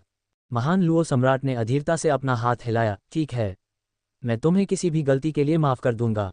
अब बोलो, तुम्हें एक भी शब्द छिपाए बिना सब कुछ विस्तार से बताना होगा, अन्यथा मैं तुम्हें तुम्हारे अपराधों के लिए जवाबदेह ठहराऊंगा। हाँ महाराज। प्रधानमंत्री को फिर से पसीना आ गया। फिर से झुककर उसने धीमी आवाज में कहा, महामहिम को सूचित करना है कि अब तक ग्रेट जिया में एक भी व्यक्ति ठंड से नहीं मरा है। यहाँ व्यवस्था और सामंजस्य है और लोग शांति और संतोष के साथ रहते और काम करते हैं। महान लुओ सम्राट अचानक उठ खड़ा हुआ और बोला, बकवास। इस विश्वव्यापी बर्फबारी आपदा में हर देश को भारी नुकसान उठाना पड़ा है। महान जिया कैसे अप्रभावित रह सकता है? क्या तुम मुझे बेवकूफ़ बनाने की कोशिश कर रहे हो? जब सम्राट क्रोधित होता है तो लाखों लाशें बिखरी होती हैं। महान लुओ सम्राट मृत्यु के क्षेत्र और रक्त के सागर से होकर सत्ता में आए थे और उनकी उपस्थिति और भी अधिक भयानक थी। भयभीत होकर प्रधानमंत्री घुटनों के बल गिर पड़े और घबरा कर बोले, महामहिम, आपका विनम्र सेवक आपको धोखा देने की हिम्मत कैसे कर सकता है? महान जिया सुरक्षित है क्योंकि अत्यधिक ठंडी हवा उनकी भूमि तक बिल्कुल नहीं पहुंची। इसलिए न तो हवा थी और न ही बर्फ, और स्वाभाविक रूप से देश सुरक्षित था। लोग सुरक्षित थे और कोई नुकसान नहीं हुआ। कृपया महामहिम, सच्चाई की जांच करें। महान लुओ सम्राट आश्चर्यचकित था। आपने क्या कहा? क्या आपने अभी कहा कि महान जिया बर्फ आपदा से बिल्कुल भी प्रभावित नहीं हुआ था? पब फ्यूचर द्वारा विज्ञापन। हाँ महाराज, प्रधानमंत्री ने झुककर कहा। असंभव, बिल्कुल असंभव। महान लुओ सम्राट ने तिरस्कारपूर्वक कहा, यह बर्फ आपदा पूरी दुनिया को प्रभावित करती है। कोई भी देश इससे बच नहीं सकता। वे संभवतः अप्रभावित नहीं रह सकते। लेकिन महाराज, ये सच है। अगर आपको यकीन नहीं है तो आप उनसे पूछ सकते हैं, वे भी जानते हैं। प्रधानमंत्री ने अन्य सिविल और सैन्य अधिकारियों को भी फंसाया है। अधिकारियों के दिल में कड़वाहट का एहसास हुआ, लेकिन सम्राट की तीखी निगाह के सामने उनके पास अनिच्छा से आगे आने के अलावा कोई विकल्प नहीं था। महामहिम, प्रधानमंत्री जो कह रहे हैं वह सत्य है। वास्तव में बर्फ आपदा ने ग्रेट ज़िया को प्रभावित नहीं किया है। यदि आपको हमारी बात पर विश्वास न हो तो आप किसी को जांच के लिए भेज सकते हैं। असंभव, बिल्कुल असंभव। मुझे आपकी बातों पर यकीन नहीं हो रहा। आप सब मुझे धोखा देने की साजिश कर रहे होंगे। आप सब बाहर निकल जाओ। महान लुओ सम्राट ने क्रोधित होकर सभी नागरिक और सैन्य अधिकारियों को बर्खास्त कर दिया। हालांकि उन्होंने मामले की जांच के लिए अपने विश्वस्त सहयोगियों को भेजा। उन्होंने अलग अलग जांच करने के लिए अन्य विभागों को भी भेजा। जब सभी जांच परिणाम उनके सामने प्रस्तुत किए गए, जो एक ही निष्कर्ष की ओर इशारा कर रहे थे, तो महान लुओ सम्राट पूरी तरह से अचंभित रह गए। महान ज़िया राजवंश बर्फ आपदा से कैसे अप्रभावित रह सकता था? असंभव, ये पूरी तरह से अतार्किक है। इसका कोई कारण नहीं है। तारांकन तारांकन तारांकन फेल्ट्स द्वारा प्रायोजित अध्याय 164-269.5 हम वर्तमान में भर्ती कर रहे हैं। CNKR JP अनुवादकों मितलिस का स्वागत है। डिस्कॉर्ड सर्वर URL पबफ्यूचर द्वारा विज्ञापन संपर्क टॉस साइट मैप दान करें। मेनू दिखाओ। उपन्यास ऑनलाइन पूरा पढ़ें। उपन्यास बिन उपन्यास जब से मैंने अपना क्षेत्र दान करना शुरू किया, मैं युगों युगों में महान सम्राट बन गया। अध्याय 214.1 गुणप्रिय पाठकों, अधिक अध्यायों के अनुवाद में हमारी टीम की सहायता के लिए यहाँ दान करें। URL जब से मैंने अपना क्षेत्र दान करना शुरू किया, मैं युगों युगों में महान सम्राट बन गया। C 214.1 एक ही स्पिन में सब कुछ बदलने की शक्ति है। एक ही स्पिन में सब कुछ बदलने की शक्ति है। YOLO 247.co पबफ्यूचर द्वारा विज्ञापन अध्याय 214.1 उन्होंने इस बर्फ आपदा से निपटने के लिए राष्ट्र के संसाधनों को जुटाया था तथा उनमें से अथाह मात्रा में धन लगाया था। लेकिन इन सब के बावजूद बर्फबारी से होने वाली तबाही बहुत ज्यादा थी। न सिर्फ लोग ठंड से मर गए, बल्कि बड़ी संख्या में पशुधन, फलों के पेड़, सब्जियां आदि भी नष्ट हो गए, जिससे काम शुरू करना असंभव हो गया और ऐसी स्थिति पैदा हो गई कि लोग सिर्फ बैठकर अपने संग्रहित संसाधनों का उपभोग कर सकते थे। इसे पहले से ही एक अच्छा परिणाम माना जा रहा था। अन्य देशों में तो आंतरिक अराजकता और व्यवस्था का पतन भी हुआ था, जिसके कारण लोगों की आजीविका नष्ट हो गई थी। और फिर इस समय महान ज़िया राजवंश पूरी तरह से अप्रभावित था। वहां न तो हवा थी और न ही बर्फ, और यद्यपि मौसम ठंडा था, फिर भी वह स्वीकार्य सीमा के भीतर था। सभी लोग निर्माण कार्य में पूरी ऊर्जा से लगे रहे और मृत्यु की संख्या, चाहे मनुष्य हो या पशु, बहुत कम रही। संपूर्ण महान ज़िया राजवंश को बर्फ आपदा से थोड़ी सी भी क्षति नहीं हुई थी। वह इस भावना का वर्णन कैसे करे? यह ऐसा है जैसे कठिनाई में फंसे भाइयों का एक समूह बाहर भूख और ठंड से मर रहा है, जबकि आप अकेले हॉल में प्रवेश करते हैं और अंदर बैठते हैं, गर्म बर्तन खाते हैं और गाने गाते हैं, यहाँ तक कि उनकी लाचारी का मजाक उड़ाने के लिए पीछे मुड़ते हैं। स्वर्ग कितना अन्यायी है। महान लुओ सम्राट ने आकाश की ओर देखते हुए गहरी सांस ली। वह इतना निराश हो गया कि वह मरना चाहता था। वह ईर्ष्या से पागल हो गया है। स्वर्ग ने हमेशा हमेशा हमेशा महान ज़िया और उस शापित महान ज़िया सम्राट का पक्ष क्यों लिया? उसी समय सोंग यूफेई शान से वहां पहुंची। महान लुओ सम्राट जल्दी से उसके पास पहुंचे, एक बार में 2 कदम चलते हुए, और पूछा, परी यूफेई, ऐसा कहा जाता है कि महान ज़िया राजवंश बर्फ आपदा से प्रभावित नहीं हुआ था। क्या ये सच है? ये वास्तव में सच है। सोंग यूफेई ने सिर हिलाया। परी, लेकिन क्यों? वे स्वर्ग से इतने अनुग्रहित क्यों हैं? महान लुओ सम्राट चिल्लाया, उसकी बड़ी आंखें ईर्ष्या से भर गईं। संप्रदाय के हमारे बुजुर्ग भी हैरान हैं और उन्होंने लोगों को जांच के लिए भेजा है। उन्हें संदेह है कि ऐसा फीनिक्स पर्वत श्रृंखला के कारण हो सकता है जो ठंडी हवा को दक्षिण की ओर जाने से रोक रही है। सोंग यूफेई ने समझाया। क्या सर्दियों में हमेशा ऐसा ही होता है? महान लुओ सम्राट ने दबाव डाला। इस पर सांग यूफेई हिचकिचाया। आपकी जीत का सिलसिला यहीं से शुरू होता है, अब अपना भाग्य आजमाएं। आपकी जीत का सिलसिला यहीं से शुरू होता है, अब अपना भाग्य आजमाएं। YOLO 247.co पबफ्यूचर द्वारा विज्ञापन। परी, कृपया खुलकर बोलो, मैं इसे सहन कर सकता हूँ। महान लुओ सम्राट ने गंभीरता से कहा। सोंग यूफेई ने अपना सिर हिलाया। हमेशा ऐसा नहीं था। अतीत में फीनिक्स पर्वत श्रृंखला ने ठंडी हवा को दक्षिण की ओर बढ़ने से रोका था, लेकिन ये बहुत महत्वपूर्ण नहीं था। ये समय वास्तव में अजीब है। महान लुओ सम्राट हताशा में चिल्लाते हुए 3 कदम पीछे हट गए। लोग अभाव से नहीं डरते, बल्कि असमानता से नाराज होते हैं। हर कोई विपत्तियों से जूझता है, जबकि ग्रेट ज़िया अकेला ही सुरक्षित रहता है। इसे कौन सहन कर सकता है? यहाँ तक कि सबसे उदार सम्राट भी इसे बर्दाश्त नहीं कर सका। सोंग यूफेई ने महान लुओ सम्राट की भावनाओं को अच्छी तरह समझा और उन्हें सांत्वना देने की कोशिश की। महाराज, आपने वास्तव में बहुत अच्छा किया है।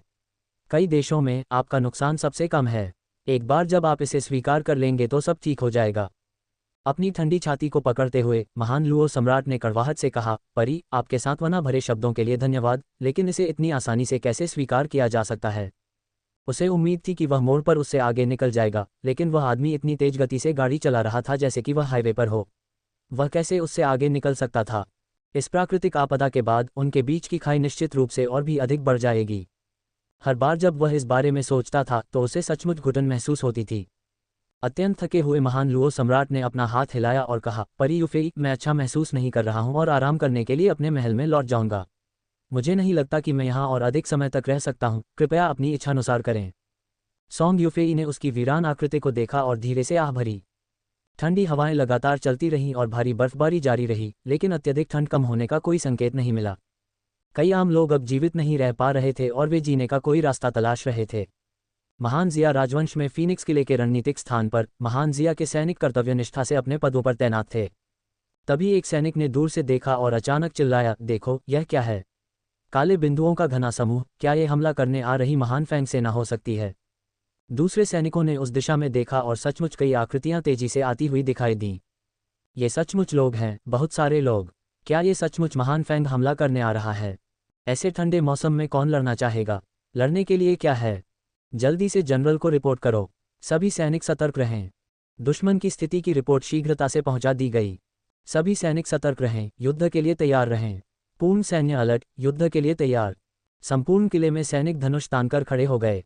हालांकि जब समूह पास आया तो सभी को ये जानकर आश्चर्य हुआ कि वे कोई सेना नहीं बल्कि शरणार्थियों का एक समूह था। और वे शरणार्थियों का एक बहुत ही विशेष समूह थे। मोटे सूती कपड़े पहनने के बावजूद उनके शरीर के कई हिस्से ठंड से झुलस गए थे और वे शहर की दीवार के नीचे हताश होकर गुहार लगा रहे थे। श्रीमान सैनिकों, कृपया हमें अंदर आने दीजिए। हमारे पास वास्तव में कोई और रास्ता नहीं है, इसीलिए हम आपके महान जिया के पास आए हैं। हम ठंड से मरने वाले हैं। क्या आपके पास ठंड से बचने के लिए कुछ है? क्या आपके पास कोयला है?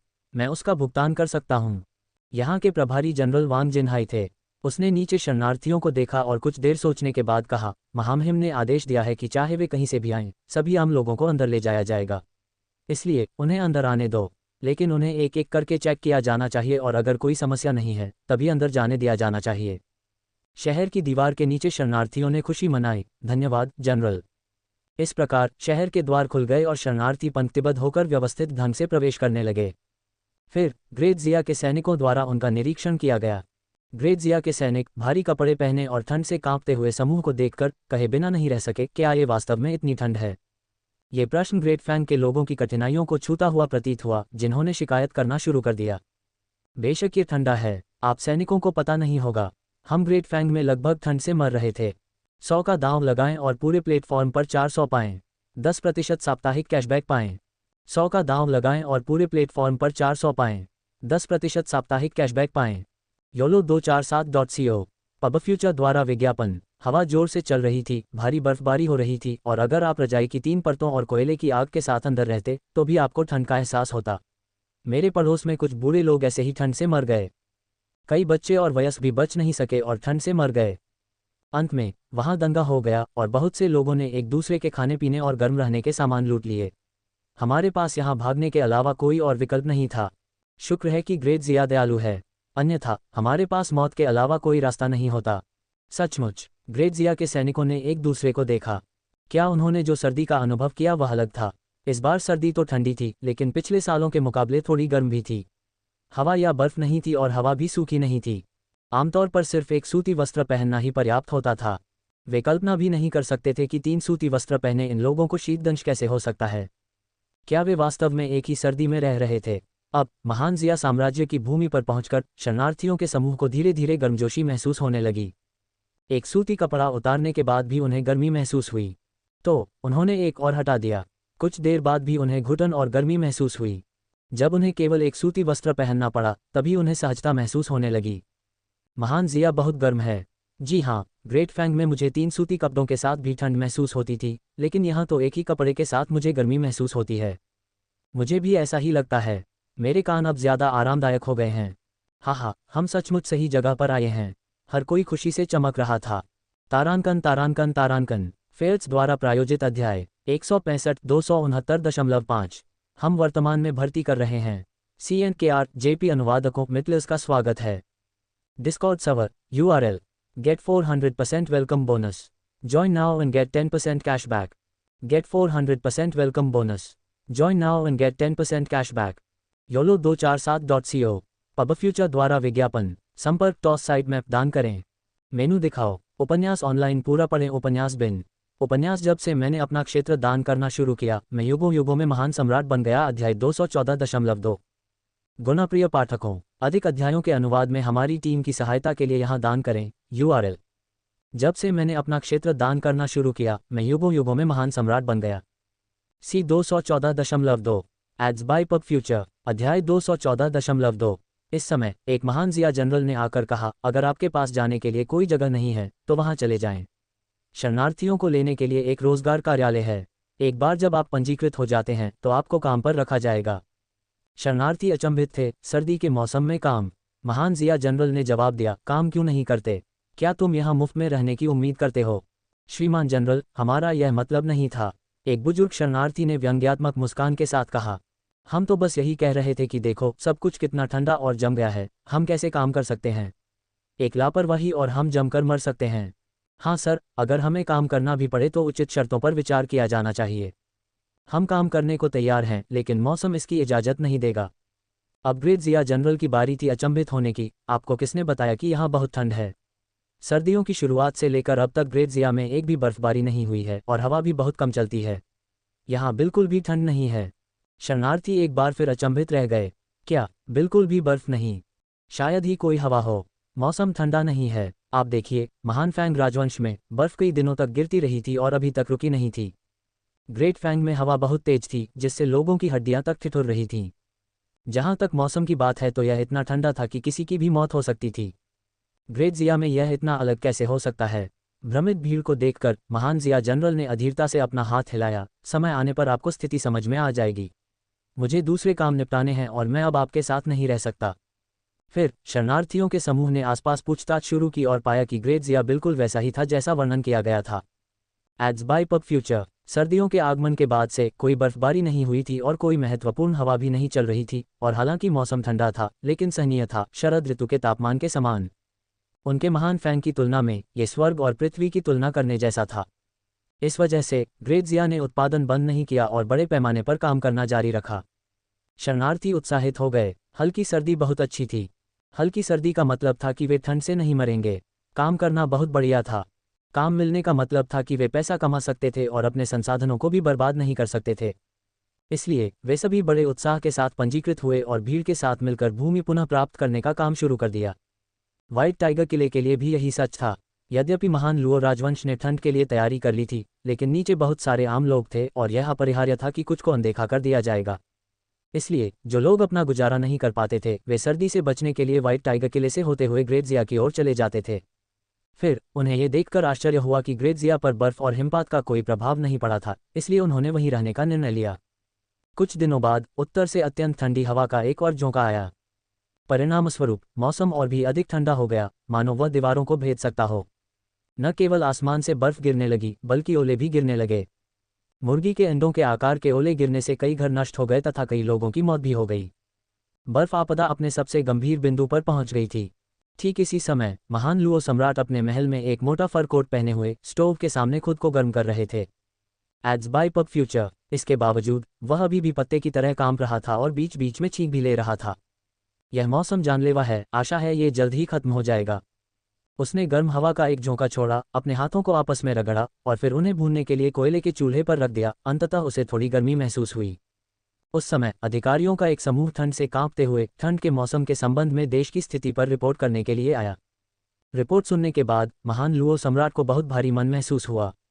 ग्रेट लुओ के लिए नुकसान बहुत बड़ा था। केवल सामान्य लोग ही ठंड से मर गए थे, जिनकी संख्या 500,000 तक थी। कई पशुधन जीवित नहीं रह सके और बर्फ आपदा में भी नष्ट हो गए। और सबसे महत्वपूर्ण बात यह है कि बर्फीले हालात के कारण कोई भी काम नहीं कर सकता था और देश के संसाधन व्यर्थ में खर्च हो रहे थे, जिसके परिणामस्वरूप भारी भौतिक हानि हो रही थी। महान लुओ सम्राट ने आहें भरते हुए कहा, यह बर्फ आपदा बहुत भयंकर है। यह न केवल मेरे लिए कठिन है, बल्कि सभी के लिए कठिन है। हालांकि हम अन्य देशों की तुलना में बहुत बेहतर प्रदर्शन कर रहे हैं क्योंकि हम तैयार थे। महामहिम सच कहते हैं, हमने वाकई बहुत अच्छा काम किया है और दूसरे देश इसकी तुलना ही नहीं कर सकते। उदाहरण के लिए महान फैंग राजवंश में मरने वालों की संख्या पहले ही 3 मिलियन तक पहुंच चुकी थी और पशुधन की संख्या अनगिनत थी। और वहां महान डी राजवंश है, जिसमें मरने वालों की संख्या 1.5 मिलियन तक पहुंच गई है और पशुधन का नुकसान 100 मिलियन है। अन्य देशों की भयावह स्थिति के बारे में सुनने के बाद महान लुओ सम्राट को काफ़ी राहत महसूस हुई। हालांकि मेरे ग्रेट लुओ की हालत ठीक नहीं है, लेकिन आप सबकी हालत तो और भी खराब है, हाँ हाँ। वैसे ग्रेट जिया कैसा है? चेहरे पर मुस्कान और पूरी उम्मीद के साथ महान लुओ सम्राट ने पूछा। अत्यधिक ठंड की एक और लहर दक्षिण की ओर बढ़ रही है। ये ठंडी हवा पहले से भी ज्यादा भयंकर है, साथ ही ओले भी गिर रहे हैं। अब तक तो वे प्रभावित हो ही गए होंगे, है ना? अधिकारी एक दूसरे की ओर देखने लगे और उनके पास बोलने के लिए शब्द नहीं थे। महान लुओ सम्राट ने मुस्कुराते हुए कहा, ऐसे भीषण ठंड के मौसम में मैं यह मानने से इनकार करता हूं कि वे सुरक्षित रह सकते हैं। वह महान जिया सम्राट शायद गिर जाएगा। हाँ, कौन सा मंत्री मुझे महान जिया की स्थिति के बारे में बता सकता है? अधिकारी अपना सिर नीचे झुकाए रहे और एक शब्द भी बोलने का साहस नहीं जुटा पाए। Ads by pub future. महान लुओ सम्राट असंतुष्ट हो गए। क्या बात है, क्या तुम सब मूक हो गए हो? अभी कुछ देर पहले तक तुम सब बहुत वाकपटु थे, लेकिन अब जब बात महान जिया की आती है तो तुम्हारे पास कहने को कुछ नहीं है। महान लुओ सम्राट के पास किसी को सीधे बुलाने के अलावा कोई विकल्प नहीं था। प्रधानमंत्री, आप अधिकारियों के प्रमुख हैं, आप बोलें। बड़ी अनिच्छा के साथ प्रधानमंत्री खड़े हुए और बोले, महाराज कृपया पहले अपने विनम्र सेवक को क्षमा करें ताकि मैं दंड के भय के बिना बोल सकूं। महान लुओ सम्राट के दिल में एक बुरा पूर्वाभास उभरा। आप मुझे यह नहीं बताने जा रहे हैं कि महान जिया प्रभावित है ना? प्रधानमंत्री ने सिर झुकाकर कहा, महाराज बुद्धिमान हैं, आप सही कह रहे हैं। लानत है। महान लुओ सम्राट एक बार फिर असंतुलित हो गया।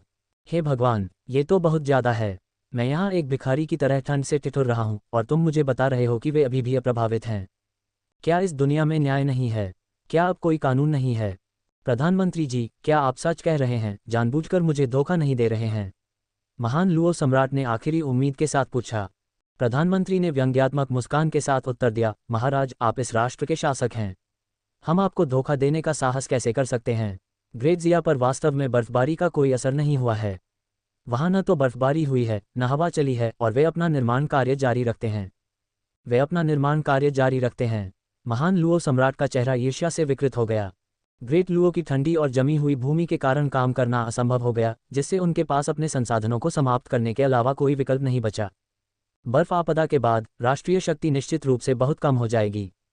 लेकिन ग्रेट जिया ने अपना निर्माण कार्य जारी रखा, जिसका मतलब था कि बर्फ आपदा के बाद उनकी राष्ट्रीय शक्ति और भी मजबूत होगी। किसी का नुकसान और किसी का फायदा, यह अंतर निश्चित रूप से और अधिक बढ़ रहा है। ये सोचकर उसे इतना गुस्सा आया कि उसे ऐसा लगा जैसे उसके अंदरूनी अंग जल रहे हों और एक बार फिर उसकी हालत ठीक नहीं थी। उसने आसमान की ओर देखा और एक लंबी सांस छोड़ी। स्वर्ग कितना अन्यायी है। तारांकन तारांकन तारांकन। फेल्स द्वारा प्रायोजित अध्याय 166 269.5। हम वर्तमान में भर्ती कर रहे हैं। CNKR JP अनुवादकों मितलिस का स्वागत है। Discord server URL ads by pub future. संपर्क टॉस साइट मैप दान करें मेनू दिखाओ। उपन्यास ऑनलाइन पूरा पढ़ें। उपन्यास बिन। उपन्यास जब से मैंने अपना क्षेत्र दान करना शुरू किया मैं युगों युगों में महान सम्राट बन गया। अध्याय 215.1। गुणप्रिय पाठकों, अधिक अध्यायों के अनुवाद में हमारी टीम की सहायता के लिए यहाँ दान करें। URL। जब से मैंने अपना क्षेत्र दान करना शुरू किया मैं युगों युगों में महान सम्राट बन गया। C 215.1 ads by pub future. अध्याय 215.1। मैंने जो भी प्रयास किया है उसके बाद भी मुझे लगता है कि मैं अभी भी उस व्यक्ति से आगे नहीं निकल सकता जो सीधा लेटा हुआ है। महान लुओ सम्राट बहुत नाखुश था। जितना अधिक वह इसके बारे में सोचता उतना ही वह निराश होता, और वह जोर से चिल्लाया, कोई यहाँ आए। एक बूढ़ा खोजे ने अंदर आकर आदरपूर्वक पूछा, महाराज आपको इस नौकर की क्या आवश्यकता है? महान लुओ सम्राट ने ऊंची आवाज में आदेश दिया, महान जिया की स्थिति पर नजर रखो और हर एक दिन मुझे रिपोर्ट करो। बूढ़े खोजे ने जवाब दिया, ये नौकर हुक्म का पालन करता है। महान लुओ सम्राट ने एक क्षण सोचा और कहा, इसके अलावा महान जिया सम्राट की गतिविधियों पर भी रिपोर्ट करें। हाँ महाराज, बूढ़े खोजे ने फिर उत्तर दिया। दरबार सत्र के बाद उसने तुरंत अपनी सेना को सम्राट के आदेश के अनुसार कार्य करने का निर्देश दिया। 2 दिन बीत गए और अंततः ग्रेट जिया से नवीनतम समाचार आ गया। महामहिम को रिपोर्ट करें, ग्रेट जिया बर्फ आपदा से अप्रभावित है और लोग शांति और संतोष में रहते हैं। राष्ट्र बहुत शांत है। महान लुओ सम्राट की अभिव्यक्ति खट्टी हो गई। हम जारी रखें। बूढ़े हिजड़े ने रिपोर्ट करना जारी रखा, जहां तक महान जिया सम्राट की बात है, हमारे गुप्त सूत्रों से मिली जानकारी के अनुसार वह तभी जागता है जब सूरज आसमान में पहले से ही ऊंचा होता है। नाश्ता करने के बाद वह राज्य के कामों से निपटने में आधा घंटा बिताता है, फिर कॉन्सर्ट शिन और कॉन्सर्ट यू के साथ पीछे के बगीचे में खेलता है, बांसुरी बजाता है, जीथर बजाता है, कविताएं लिखता है और कॉन्सर्ट चू के महल में रात बिताता है। महान लुओ सम्राट का चेहरा मुड़ गया। बर्फ की आपदा के कारण वह स्वयं कई दिनों और रातों तक सो नहीं सका था और उसकी आंखों के सामने काले घेरे पड़ गए थे। दूसरी ओर सम्राट का वह कुत्ता तब तक सो सकता था जब तक सूरज आसमान में न चढ़ जाए। कितना अच्छा सोने वाला। बर्फ की आपदा के कारण वह सुबह उठते ही राज्य के कामों में लग जाता था और जरा सी भी ढिलाई बरतने की हिम्मत नहीं करता था। दिन के 12 घंटों में से कम 8 घंटे राज्य के मामलों पर खर्च करते थे। Ads by pub future. हालांकि सम्राट के उस कुत्ते ने राज्य के कामों पर केवल आधा घंटा ही बिताया, फिर अपनी महिलाओं के साथ मौज मस्ती करने चला गया और सुखमय जीवन व्यतीत करने लगा। महान लुओ सम्राट अंदर से बहुत ईर्ष्यालु था, लेकिन उसने घृणा का दिखावा करते हुए कहा, हम मौज मस्ती में लिप्त और राज्य के मामलों की उपेक्षा। एक मूर्ख सम्राट की छवि। बस तुम देखो, ये कुत्ता सम्राट जल्द या बाद में बर्बाद हो जाएगा। महाराज, आप बिल्कुल सच बोलते हैं। अगले दिन ग्रेट जिया से नवीनतम समाचार फिर से प्रस्तुत किया गया। महामहिम को रिपोर्ट करें। ग्रेट जिया बर्फ आपदा से अप्रभावित है और लोग शांति और संतोष में रहते हैं। राष्ट्र बहुत शांत है। महान लुओ सम्राट का चेहरा तुरंत काला पड़ गया। जारी रखें। बूढ़े खोजे ने रिपोर्ट जारी रखी। जहां तक महान जिया सम्राट की गतिविधियों का सवाल है, हमारे पास उपलब्ध नवीनतम जानकारी के अनुसार वह अभी भी सूरज के तेज होने पर जागते हैं। नाश्ता करने के बाद वह आधे घंटे तक राजकीय कार्यों से निपटते हैं, फिर कंसोर जियांग और कंसोर चू के साथ गायन और नृत्य के प्रदर्शन का आनंद लेते हैं और कंसोर यू के महल में रात बिताते हैं। महान लुओ सम्राट का चेहरा फिर से मुड़ गया। वह स्वयं बर्फ की आपदा में इतना व्यस्त था कि उसे अपनी प्रिय पत्नियों के साथ बिताने का समय ही नहीं मिला। दूसरी ओर ये कमीना व्यक्ति राज्य के मामलों की उपेक्षा करके अपनी महिलाओं के साथ व्यस्त था। वह कितना सुंदर जीवन जी रहा था। महान लुओ सम्राट अपनी ईर्ष्या को स्वीकार नहीं कर सका, इसलिए वह केवल तिरस्कारपूर्ण होने का नाटक कर सका और कहा, वास्तव में एक मूर्ख सम्राट। अगर महान जिया उसके शासन के अधीन हो जाए तो मुझे कोई आश्चर्य नहीं होगा। तीसरे दिन ग्रेट जिया की नवीनतम स्थिति फिर से प्रस्तुत की गई। महामहिम को रिपोर्ट करें। ग्रेट जिया बर्फ आपदा से अप्रभावित है और लोग शांति और संतोष में रहते हैं। राष्ट्र बहुत शांत है। महान लुओ सम्राट का चेहरा एक बार फिर खट्टा हो गया। जारी रखें। महान जिया सम्राट एक बार फिर तब तक सोता रहा जब तक सूरज आसमान में नहीं चढ़ गया और फिर जाग गया। नाश्ता करने के बाद वह राजकीय मामलों में शामिल नहीं हुआ, बल्कि जनरल चाई युक्सिन से मिलने के लिए सैन्य शिविर में चला गया। वापस लौटने पर उसने कॉन्सर्ट चू और कॉन्सर्ट यू के साथ गायन और नृत्य के साथ भोजन का आनंद लिया और कॉन्सर्ट जियान के महल में रात बिताई। Ads by pub future. महान लुओ सम्राट का चेहरा एक बार फिर से मुड़ गया। वह खुद को रोक नहीं पाया और बोल पड़ा, वह सम्राट का कुत्ता, क्या वह महिलाओं के बिना जीवित नहीं रह सकता? वह हर दिन एक या दूसरी महिला के साथ रहता है। सच में वह बराबर अपनी कृपा बरसाता है और एक भी महिला को नहीं छोड़ता। मूर्ख सम्राट, इतना महान मूर्ख सम्राट। चौथे दिन तक ग्रेट जिया से नवीनतम समाचार प्राप्त हो गया। महान लुओ सम्राट ने नपुंसक के चेहरे पर भाव देखा और जान गए कि जिस परिणाम की उन्होंने आशा की थी वह घटित नहीं हुआ था। बहुत ऊब के साथ उसने अपना हाथ हिलाया। अगर ग्रेट जिया की तरफ से कोई नई प्रगति नहीं हुई है तो मुझे रिपोर्ट करने की कोई ज़रूरत नहीं है। मैं ये सुनना नहीं चाहता। महाराज, इस बार बात थोड़ी अलग है। महान लुओ सम्राट ने असमंजस में अपना सिर उठाया। क्या अंतर है?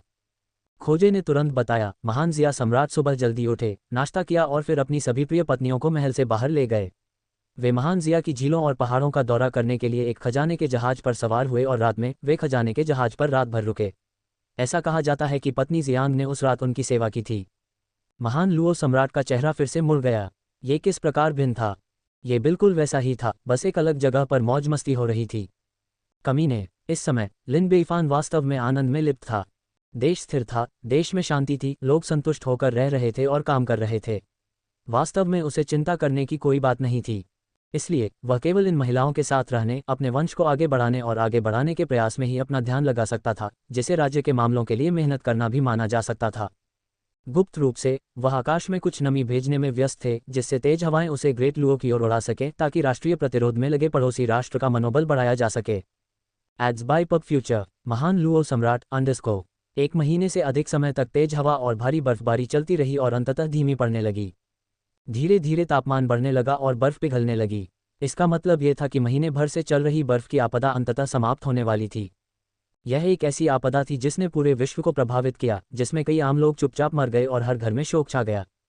कई देशों की राष्ट्रीय शक्ति में भी गिरावट देखी गई, वे अब पहले जैसे मजबूत नहीं रहे। यह एक दुखद सर्दी थी। ग्रेट लुओ शाही महल के अंदर राजस्व मंत्री महान लुओ सम्राट को बर्फ आपदा से हुए नुकसान की रिपोर्ट दे रहे थे। महामहिम को सूचित करना चाहूंगा कि प्रारंभिक आंकड़ों के अनुसार इस बर्फ आपदा में लगभग 10 लाख लोग मारे गए हैं। इसके अतिरिक्त 12,000 मवेशी, 8,000 घोड़े, 6,000 गधे, 6,000 भेड़ें, 15,000 सुअर, तथा 100,000 से अधिक मुर्गियां, बत्तखें और हंस इस आपदा में ठंड से मर गए क्योंकि हम उन्हें समय पर बचा नहीं सके। जहां तक अन्य नुकसानों का प्रश्न है, रिपोर्ट सुनने के बाद महान लुओ सम्राट का चेहरा बहुत गंभीर था। उन्होंने गहरी सांस ली और कहा, मुझे उम्मीद नहीं थी कि यह बर्फ आपदा इतनी भयंकर होगी। भले ही हम बहुत तैयार थे, फिर भी हमें भारी कीमत चुकानी पड़ी। प्राकृतिक आपदाओं का सामना करते समय मानव प्रयास कभी कभी सीमित हो जाते हैं। हम मनुष्य अंततः बहुत कमजोर हैं। महाराज जो कहते हैं वह बिल्कुल सच है। अधिकारियों के चेहरे भी उदास हो गए, लेकिन हमने दृढ़ता बनाए रखी। महान लुओ सम्राट ने चिल्लाकर कहा, ये जीत है। हालांकि यह मुश्किल था, फिर भी हम जीत गए। अब मैं सभी मंत्रियों से अनुरोध करता हूं कि वे हमारी मातृभूमि के पुनर्निर्माण और महान लुओ को पुनर्जीवित करने में मेरा साथ दें। हाँ महाराज, अधिकारियों ने एक स्वर में उत्तर दिया। तारांकन तारांकन तारांकन। फेल्स द्वारा प्रायोजित अध्याय 167-269.5। हम वर्तमान में भर्ती कर रहे हैं। CNKR JP अनुवादकों मितलिस का स्वागत है। Discord server URL ads by pub future. संपर्क टॉस साइट मैप दान करें मेनू दिखाओ। उपन्यास ऑनलाइन पूरा पढ़ें। उपन्यास बिन। उपन्यास जब से मैंने अपना क्षेत्र दान करना शुरू किया, मैं युगों युगों में महान सम्राट बन गया। अध्याय 215.2। गुणप्रिय पाठकों, अधिक अध्यायों के अनुवाद में हमारी टीम की सहायता के लिए यहाँ दान करें। URL। जब से मैंने अपना क्षेत्र दान करना शुरू किया, मैं युगों युगों में महान सम्राट बन गया। C 215.2 ads by pub future. अध्याय 215.2। वैसे अन्य देशों की स्थिति कैसी है? महान लुओ सम्राट ने एक पल के लिए सोचा और कहा, महान जिया की स्थिति पर रिपोर्ट करने की कोई आवश्यकता नहीं है, मैं इसे सुनना नहीं चाहता। हाँ महाराज, राजस्व मंत्री आगे बढ़े। महामहिम, हमारे द्वारा एकत्रित की गई जानकारी के अनुसार ग्रेट डी राजवंश को इस बर्फ आपदा में लगभग 2 मिलियन मानव मृत्यु का सामना करना पड़ा है। मरने वाले पशुओं की संख्या में 10,000 मवेशी, 10,000 घोड़े, 5,000 गधे, 8,000 भेड़, 12,000 सूअर और कुल मिलाकर लगभग 120,000 मुर्गियां, बत्तखें और हंस शामिल हैं। महान लुओ सम्राट का रंग धीरे धीरे परेशान हो गया। मूलतः उन्होंने अपने देश की स्थिति की तुलना अन्य देशों के दुर्भाग्य से करके स्वयं को सांत्वना देने तथा अपने लोगों का मनोबल बढ़ाने की आशा की थी। लेकिन अब उसे एहसास हुआ कि ग्रेट लुओ और ग्रेट डी के बीच का अंतर उतना बड़ा नहीं था जितना उसने सोचा था। उदाहरण के लिए, मानवीय मृत्यु दर के मामले में ग्रेट लू में 1 मिलियन मौतें हुईं, जबकि ग्रेट डी में 2 मिलियन। ये दोगुने का अंतर लग रहा था, लेकिन दोनों देशों की जनसंख्या के आधार पर विचार करने पर यह अंतर 5% से भी कम था, लगभग नगण्य। और जब पशुधन की हानि की बात आई तो दोनों पक्ष मूलतः बराबर थे। ये स्थिति बहुत ही असामान्य थी। याद रखें कि उन्होंने इस आपदा से निपटने के लिए पूरे देश के संसाधनों को जुटाया था। ग्रेट लुओ ने ग्रेट डी राजवंश से पहले ही तैयारी कर ली थी, फिर भी अंतर काफ़ी अधिक नहीं बढ़ा था।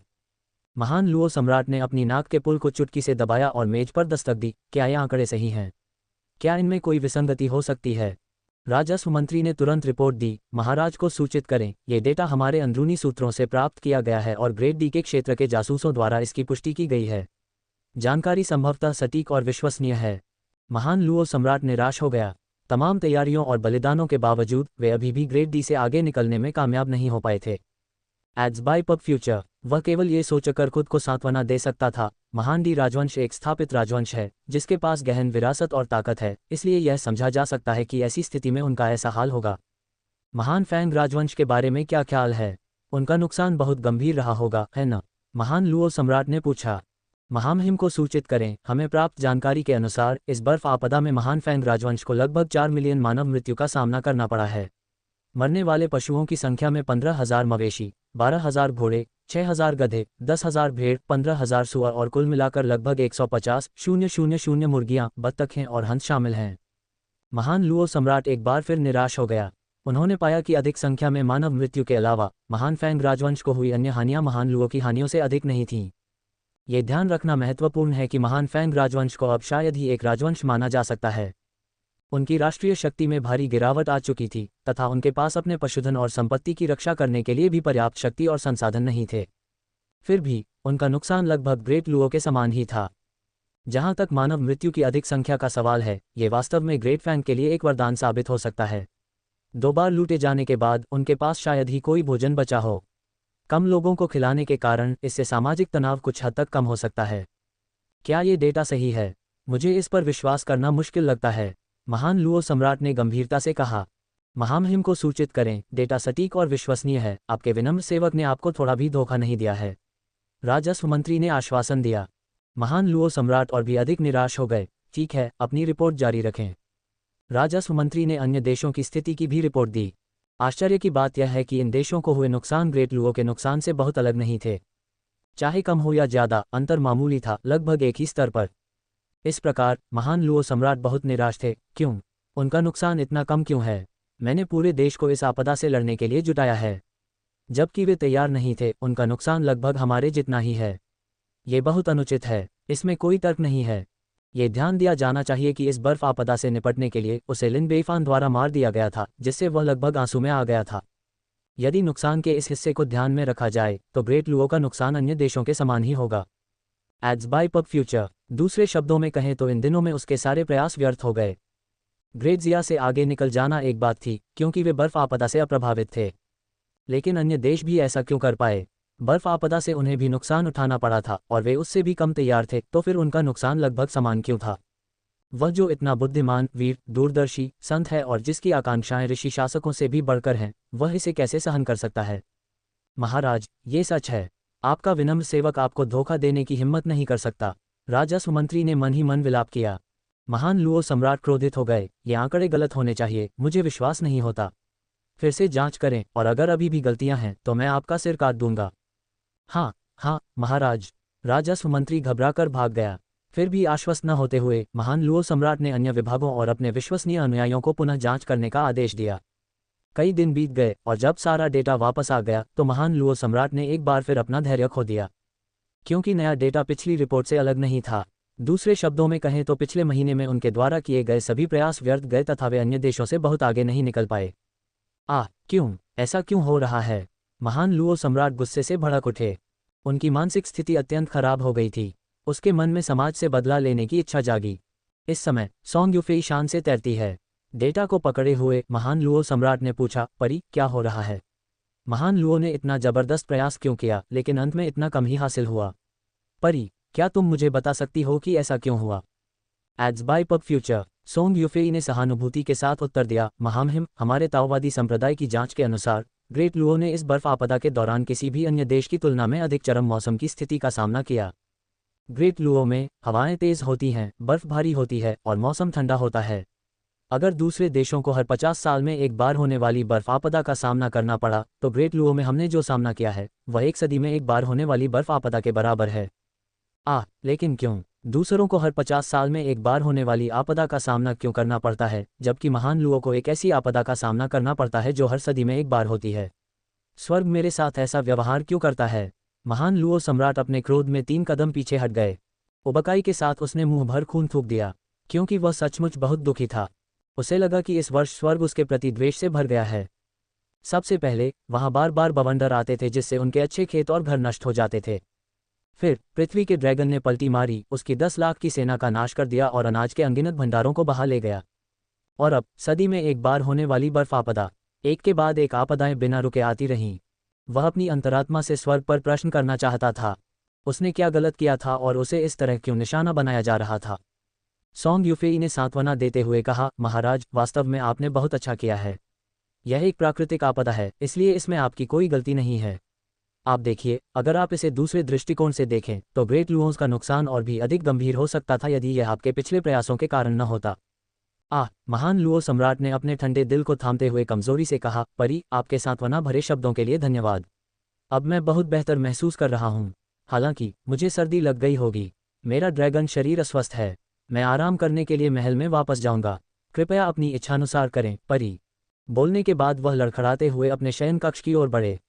सोंग यूफेई ने उसके पीछे हटते हुए शरीर को देखा। वह उसे सांत्वना के और शब्द कहना चाहता था, लेकिन उसे समझ नहीं आ रहा था कि क्या कहे, और वह केवल एक आह ही भर सका। तारांकन तारांकन तारांकन। फेल्स द्वारा प्रायोजित अध्याय 168 269.5। हम वर्तमान में भर्ती कर रहे हैं।